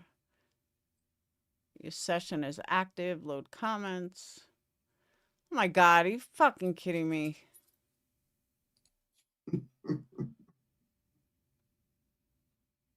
You have to pay $9. What? That's what it says. Upgrade your plan. No. Oh, you're on a free plan then. Yeah, you're on a free plan. That's just that's why if you're on any type of the pay plans, then you'd be able to do it. I don't know why AI is so expensive. Which one? Any of them. I think that Amazon came out with one that's really cheap. They just came out like three of them. They dropped. Let's see. Tools. All right. Some comments.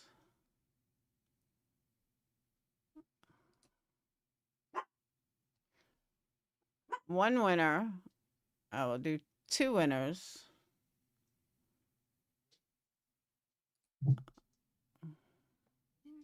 All right, hold on. Try is free.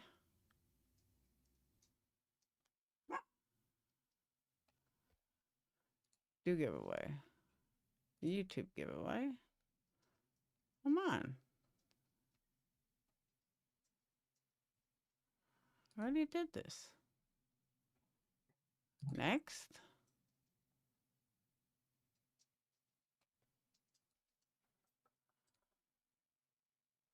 The fuck?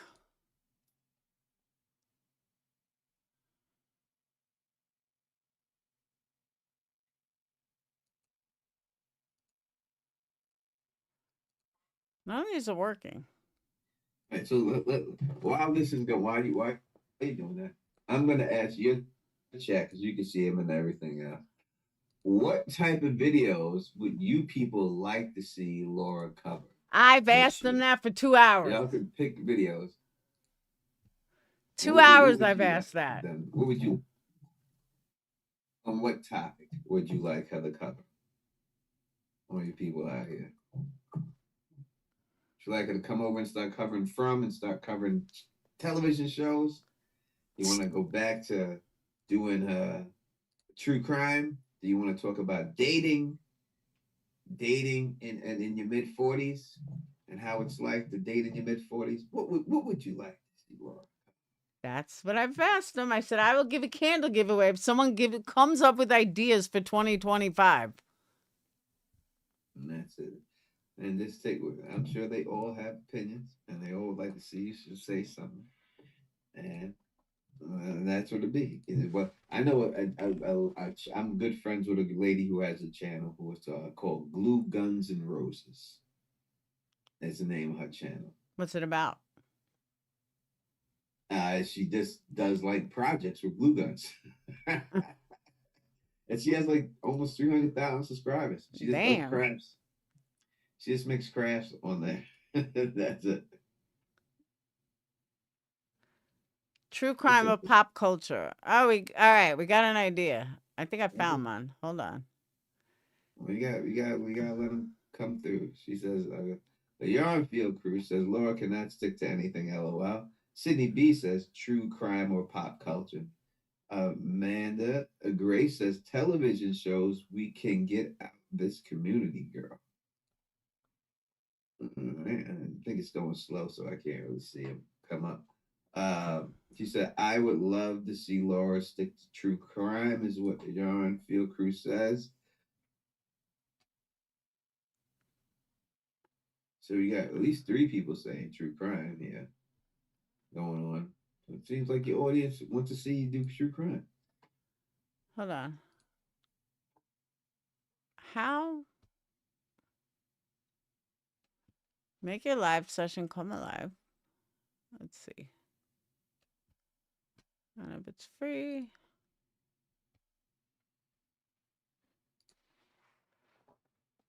I love any. Thank you, sweetie pie. Yeah, so, Sweetie Pie, this is a beautiful comment. I love anything Laura does, but I particularly like it when she just talks with us, which doesn't really. No, that's the problem. This her talking about anything, it's not going to trigger the YouTube algorithm because they're not going to know where to put her. So she's got to have a topic that she can stick to, so YouTube can pick her, put her somewhere. Who wouldn't just love just to hear Laura chat and just hear it talk and everything else and shoot the shit. Everyone would like that. But she could have a segment, of course, shooting the shit with Laura, and she could just shoot the shit some nights. But in the end, she needs to have a topic and she needs to stick to that topic. Mm-hmm. And that's what she needs to do. And pop culture is good. There's always stuff in pop culture going on. You can be about the gossip. You want to gossip, gossip. There's a lot of shit to gossip about all the time. You know what I mean? But you gotta stick to something. And I agree with that. I do. I just said that at the beginning of my live. I can't find a wheel.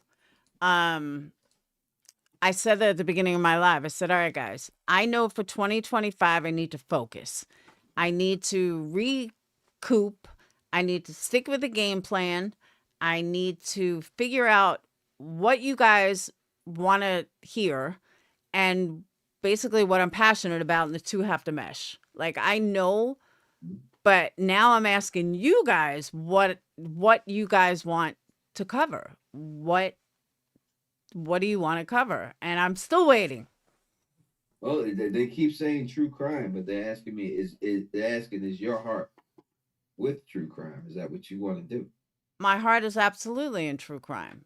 And the problem is, here's the problem. And we were talking about this earlier. My heart is in true crime, cases that I want to cover.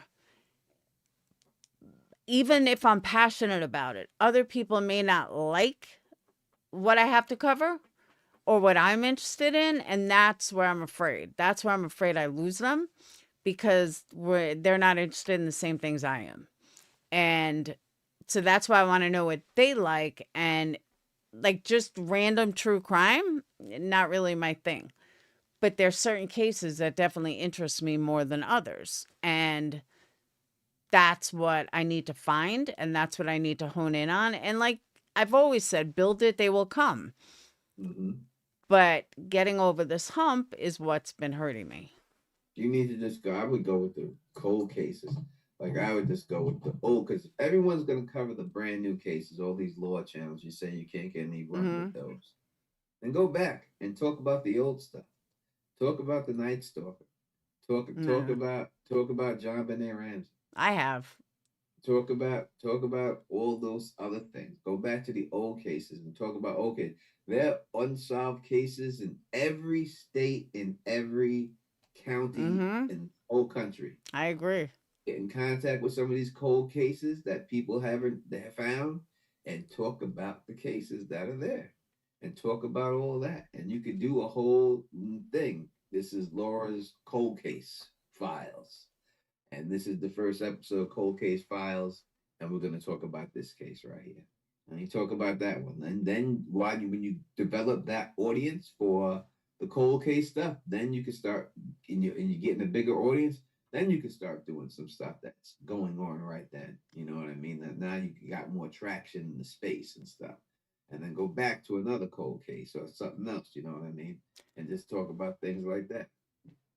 See, there aren't too many cold cases that I find that interesting that I really want to dive deep into, but I get what you're saying.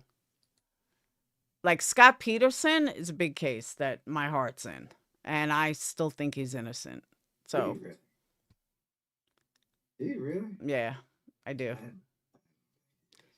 I- There's too much circumstantial evidence, and I do go back and forth, but just because he's a cheater doesn't mean he murdered his No, wife. no, that's 100% true. But from what I remember in the case, there's too many coincidences with him covering stuff up with the boats, getting a boat and no one knew about the boat, going out there with the boat, trying to cover the boat stuff up, trying to keep that stuff a secret, putting all the umbrellas out there by his house and trying to cover up something in there he didn't want people to see. Having all these things, all sketchy. The whole thing when she went missing, the way he talked to the mother and everything else, that was all sketchy. It's just like the John Benet Ramsey stuff. Like when I deal with that, like I cannot believe that somebody broke into that big ass house, climbed, found a way in that big ass house all the way to this little girl's room, abducted her, dragged her all the way back down to the basement, did what they did and killed her, then came back out, found Patsy Ramsey's notepad, started to write a note, didn't like the first one, ripped it off, and then wrote the second ransom letter, dropped it on the steps, and then snuck the fuck off. Is this no way all that could happen? Okay, I'm going to explain what you're missing. But first, Sweet Carolyn, 50 Shades, Monica, and everyone else I missed, Happy New Year. I love you guys. Sweet Carolyn, I'm surprised you're awake. Okay, here's what you're missing. What? What are we talking about? John Benet Ramsey. Yeah.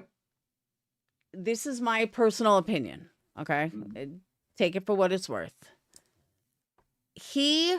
I'm with the Lou guy. I can't think of his last name. Lou Smits, Spitz, whatever.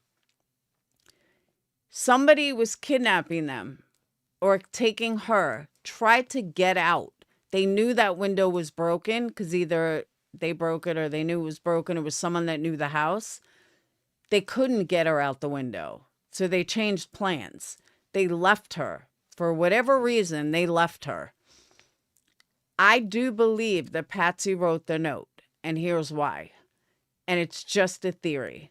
But Burke, I think she believed that Burke did it initially. I do believe that they knew where the body was. What their thought was, what their thought process was, I don't know. But I've always said that I think Patsy wrote the note because she thought Burke did it. Come to find out, she realized Burke didn't do it because there were too many things that would point away from him. But I do think she wrote the note. The note, nobody writes a note like that. Nobody. No. So, but do I think she wrote the note because she killed him? No. Then they said the knot was impossible for a kid to do that tight and that type of knot. A kid would never do that, even a Boy Scout. That came out. It also came out that that they say that Patsy didn't write the note, but I have a hard time believing that, being of how the note read. So I've always said that I do believe that she wrote the note because she thought Burke did it. And she thought that, she was covering up for her son. And then as things unfolded, she realized Burke could not have done this. And then recently I heard that there was semen on her. There were DNA found semen of 2 different types on her clothes, which recently came out with recent DNA tests. that eliminated the entire family. Um, and I know they had some kind of testing previously, but yeah, there was some kind of recent testing that proved that there was male semen that couldn't have got there any other way that was on the clothes. I'm gonna close. I listen. I'm gonna say I just don't believe that someone broke in that house. It's a big ass house. Hmm. To find her, sneak around that whole house, and only get her, drag her out where no one hears nothing, all the way down the steps, all the way out there, and then at it's like they didn't bring. If you're going to tie somebody up, you don't bring that thing. That garage was made with one of the paintbrushes in their house. So if you're gonna bring out that garage, you don't just start grabbing stuff. Say, hey, this will make a good garage, and break it and put it in there, and then use that stuff. The tape that they used in her mouth was like Scotch tape. Like that's what was found on, like Scotch tape. Like you try to tape someone's mouth, someone's gonna do it professionally. You would think they bring like electrical tape or duct tape. It looks like they're just grabbing stuff from the house. I think that the parents had something to do with this. I always did. And I don't know if Patsy accidentally did something to her, got mad at her. Somehow she died, blah, blah, blah. Now they have to make this whole cover up story for her or something like that. But to me, that seems much more feasible than some intruder dressed up as Santa Claus or whatever this guy was, finding his all the way up there and then coming back down, writing this letter and then sneaking away and no one hearing nothing. Yeah, It's just too many moving pieces to me. but you're For saying that that to make he sense. carried her down. He could have been downstairs. She could have gone downstairs for something. Like, we don't know that he carried her. Maybe that's where he came in through, saw her downstairs, grabbed her or something. I mean, listen, if you want to say she got up and got some milk and cookies at the exact same time he was coming in that house, It's possible. anything's possible. So I'm not going to say that that's not possible, but to me, it's highly unlikely for anything like that to happen. What is likely is that one of those parents did it. Someone did something to her, and somehow she accidentally died, and they had to protect each other, and that's why they did it. Okay, so how do you explain the male DNA, the I male got it. semen? I got it. I don't know nothing about that. I It's haven't watched the anything recently on it, Yeah. so I would have to see that and hear all that stuff and everything else, But I'd have to see that and everything else, all that. But listen, they knew where the body was. Cops were just idiots. Didn't search down there and find the body.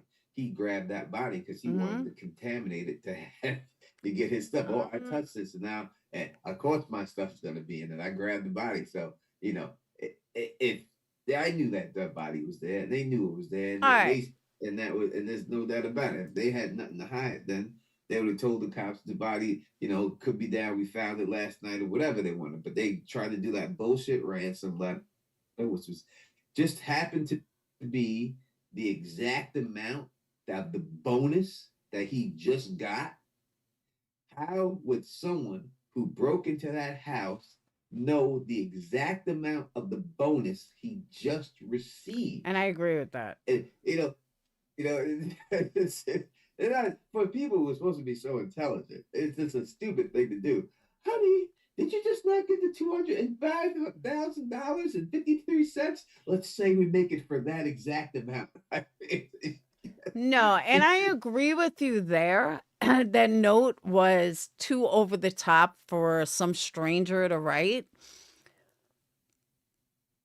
But to go through all of that to hurt your child instead of, if she accidentally died, there were better ways to connect it or better ways to hook it up.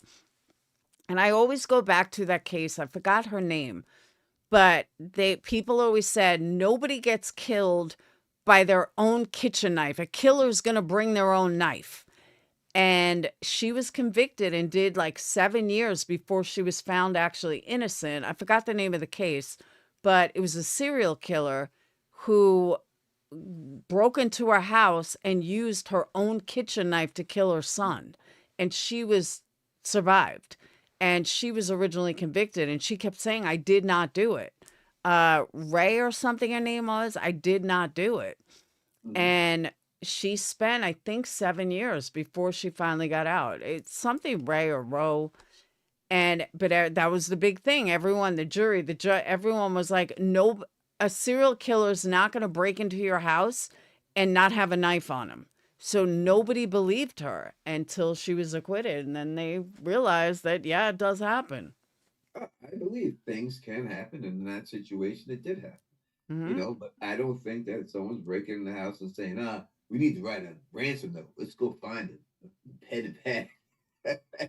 And then write it and say, no, that's not good. Let's rip that up to start again. I don't know. Right.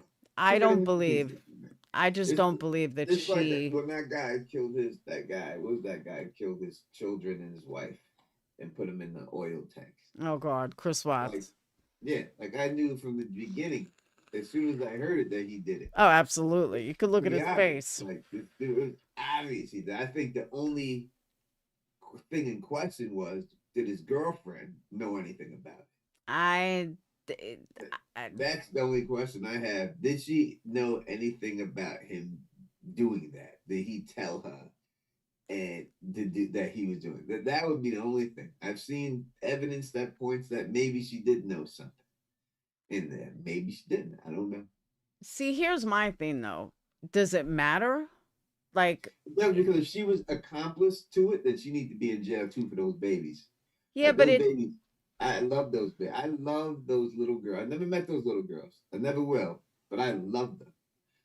From everything I've seen about them, I love those little girls so much. And it's disgusting to me And I that agree that with you. man did that to his children, and I would strangle him with my bare hands if I could for doing I that. agree with that. You know, they were just so beautiful and they loved him so much. And they sing that song, My Daddy is My Hero. Oh, I hate that man. I hate that man. That's because you have two girls. You No, have I two daughters. cannot hate that fucking man. I cannot stand it. It's just so much easy just to leave. Just go. And I See, tell people all the time, just leave. You're not happy with someone, don't mhm, kill no one. Just go. I Just leave. agree. I Just agree. go. Just go. Get away. Yep. Let's get out of there. I, Leave people alone, and I just can't stand it. But yeah, I'd say this is what you should be doing. Do that. Talk Chris Watt. People oh always like God, to talk things like that. I People could like talk to talk Chris things. Watts for hours, for days, days. Hey, do a whole. But I think you have to do what you do. I think you have to do series. You know what I mean? This is the Chris Watt series. Start from the beginning. Go through it. Episode, and not these 3 hour live streams on it. When you do those episodes, like 30 minutes and you're done. And then the That's next episode, that's 30 an minutes and you're done. that's 30 another thing I minutes was and gonna you're done. ask you. Are you still doing live stream or did you switch to videos? I do videos more than live streams. I do live streams so I can communicate with my fandom, and I love talking to them that way. But you're not going to blow up unless you do videos. And 20 to 30 minutes is the sweet spot Hmm. that you want to do. That's what you want to do. You have to do it. You got to have the pictures. You got to have the slides of what you're talking about when Hmm. you're doing it. People want to see that stuff. You got to have the music on the background. You got to have all that. I And agree. that's how you get the big views on. You get the big views on that. And when you get the big views from those videos, then you draw more people over into your live streams. And you do live streams about those videos and break it down a little bit more thorough. But that way you have a beginning and a stop point, and then you pick it up for the next one, pick it up for the next one, and you just keep doing like that. So Chris Watts, first episode, blah blah, how he met him and his wife and everything else in their family. Episode done. Then you go to the next one, they disappear, blah blah, problems in their relationship, they disappear, and you just keep breaking it down, keep going through the whole thing like that, and getting people to watch the whole series. And then you have the Chris Watts series, and you have the next series, and you have the next series, and that's how you make it No, work. I think this series is a good idea, and that keeps me still interested because I'm not sticking with one thing. I'm jumping around. I'm just jumping around in a series. No, that's a really good Yeah. idea. And YouTube values watch time. No, So if I someone know. watches your video, then watches the next video, then watches the next video, you get more. They upvote your videos more. They push those videos more to them. And then once someone watches multiple videos on your channel, then they'll suggest other videos on your channel to that person on their Yeah. homepage every time they log on. And you know what pisses me off though? And then I gotta get off. I'm so tired. There's this new thing lately. I don't know why, but YouTube is pushing these fake channels. They're Mhm. not fake channels. They're using like AI stories Mhm. and repeating them as if they're real true crime. And they're getting hundreds of thousands of views. And in the comments, all it keeps saying is, this is not real. This is fake.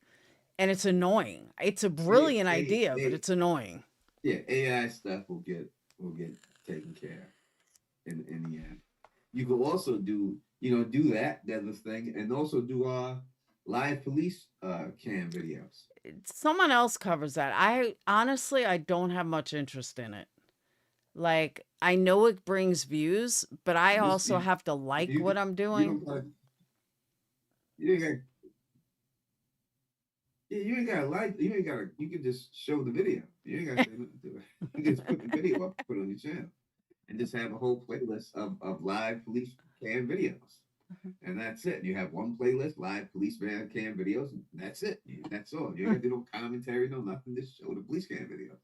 People like to see things. Well, it's like And that's it. interrogation Just show it. You videos. ain't got to do no People like interrogation videos, yeah, but they're really hard to find. yeah. I don't know where people You get can them put those from. up. I Well, the really police don't. cam videos are public knowledge. You can get any police cam video you want from anyone. They have to give it to you. So you can get all that stuff easy. But interrogation, you can put interrogations up there. You can do a lot of different things. You know what I mean? You can have all that stuff on there, different playlists while you do your investigative stuff too. Amber, But can you drop you know Tony's how link to again, please?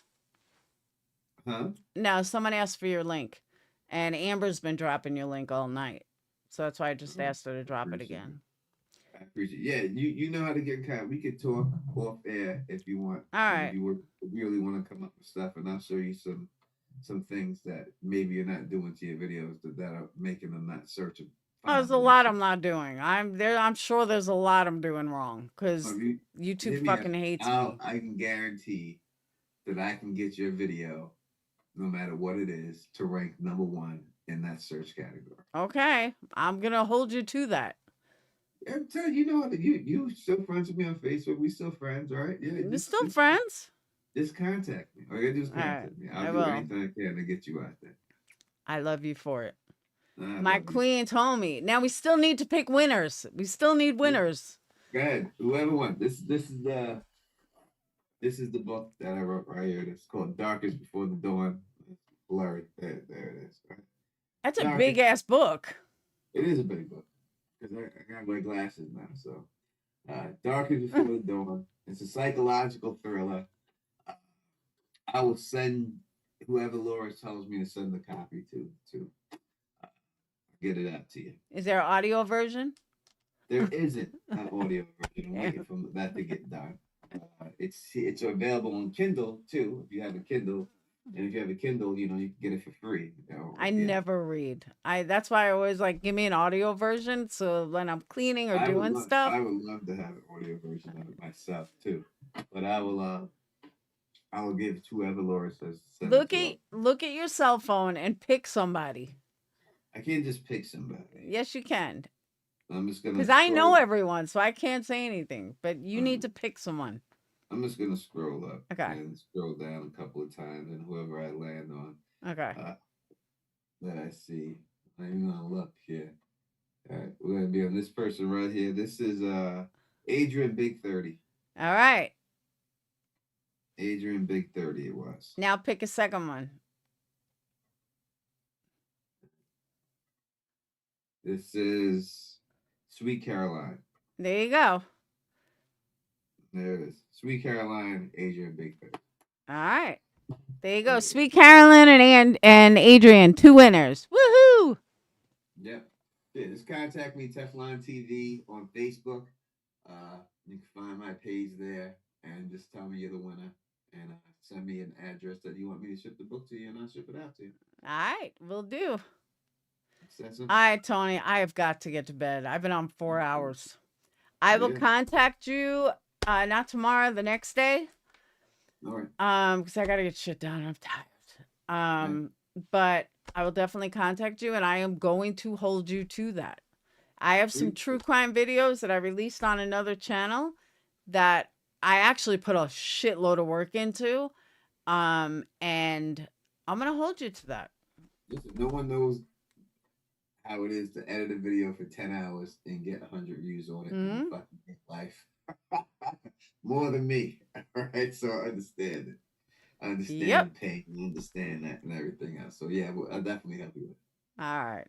I will be in Everybody in the touch. chat, Happy New Year. Thank you for having me on. Absolutely. Anytime. And Everything thank you is so much for coming up. no problem. I'll speak to you We later. went way over. All right. Bye. Bye. All right. So there you have it. Tony the Teflon. Now, me and Tony go way back. We were going to start a channel called Real Talk New York. And then it just didn't work. But I know Tony a long time. He's a great guy. And thank you for coming up, Tony. So, Adrian, I don't know if Sweet Carolyn even reads, so I was going to give her the candle and give Adrian the book, or vice versa, or we can do both. I don't care. I'll happy send Adrian and Sweet Carolyn a candle, but you're both winners. Woohoo! Thank you, Yarn. Then you have to come around more. So, all right, I got to get to bed, though. I am so tired. I didn't even think I was going to make it past 1:30. So I hope everybody had a wonderful New Year's. Like I said, this might be my last live, my last YouTube New Year's Eve party. We've done 6 years in a row, but hopefully I have a life this year and I'll actually go out and maybe even get a boyfriend and actually have a life on New Year's. Maybe I should do dating videos. Maybe that's what I'll do. I do change a channel to dating videos. I think that's a pretty good idea. And this way I can't get killed or mugged. Sweet Carolyn, what's your zodiac sign? I'm going to send you a zodiac candle. What's your zodiac sign? But it's 2:30 a.m. I'm off to bed. I will see you beautiful people tomorrow, possibly. Definitely. I don't even know what day it is. What day is it? Is it Wednesday? Tuesday? Thanks, Yarn. We'll see. See, my problem with dating, I'm not going to lie. My problem with dating is I meet a guy and then I just blow him off. I've done this continually. Or I'll start talking to a guy and I'll completely blow him off after like 2 times. I don't know why. It's horrible. Oh, you are Scorpio. That's right. I'm going to send you a Scorpio candle. But I do. I think maybe dating videos would be a good thing. I do. It's Wednesday. All right. So if I don't see you guys tomorrow, I'll see you guys Thursday. No, tomorrow is Thursday. Friday. I don't know. We'll figure it out. I'm just so tired. So I'm going to bed, take off my makeup, hang my hair up, and I thank you guys so much. And I don't know why any of the why the goals didn't hit. That's weird. I did get a free motorcycle helmet. Now I just need a guy with a motorcycle. But Good night, mother. oh no, who left? Scott. Oh, he just left? Someone walked out. Like an hour ago. No, someone walked out like 20 minutes ago. Yeah, Scott. Oh, how's he doing? He's fine. He's doing better. Yeah. Going to bed. Good night. Good night. Love you. Where's everyone sleeping? There, 2 of them are sleeping in my bed. I'm on the floor. Let's sleep on the couch. I want to use my TV.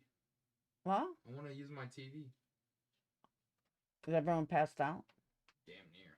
What? Damn near. Is Phoenix passed out? He's been passed out. What? He's been passed Has he? Yeah. Ah, All he's... right. Good night. Good night. Love you. Love you too. Happy New Year. Happy New Year. Yes, thank you all for celebrating New Year's Eve with me. It was wonderful. And I think that's a good idea. Dating after 50. I like it. What? What'd you say? I wasn't talking to you. You just said my name. No, I said dating after I 50. thought you said dating. No, I said dating. A great Smith? What's a great Smith? I knew what you meant. All right, I'm going to bed. I love you guys. I'll see you guys tomorrow. I still want a cheeseburger, but I'm not getting one. I'm going to bed. Peace. Well.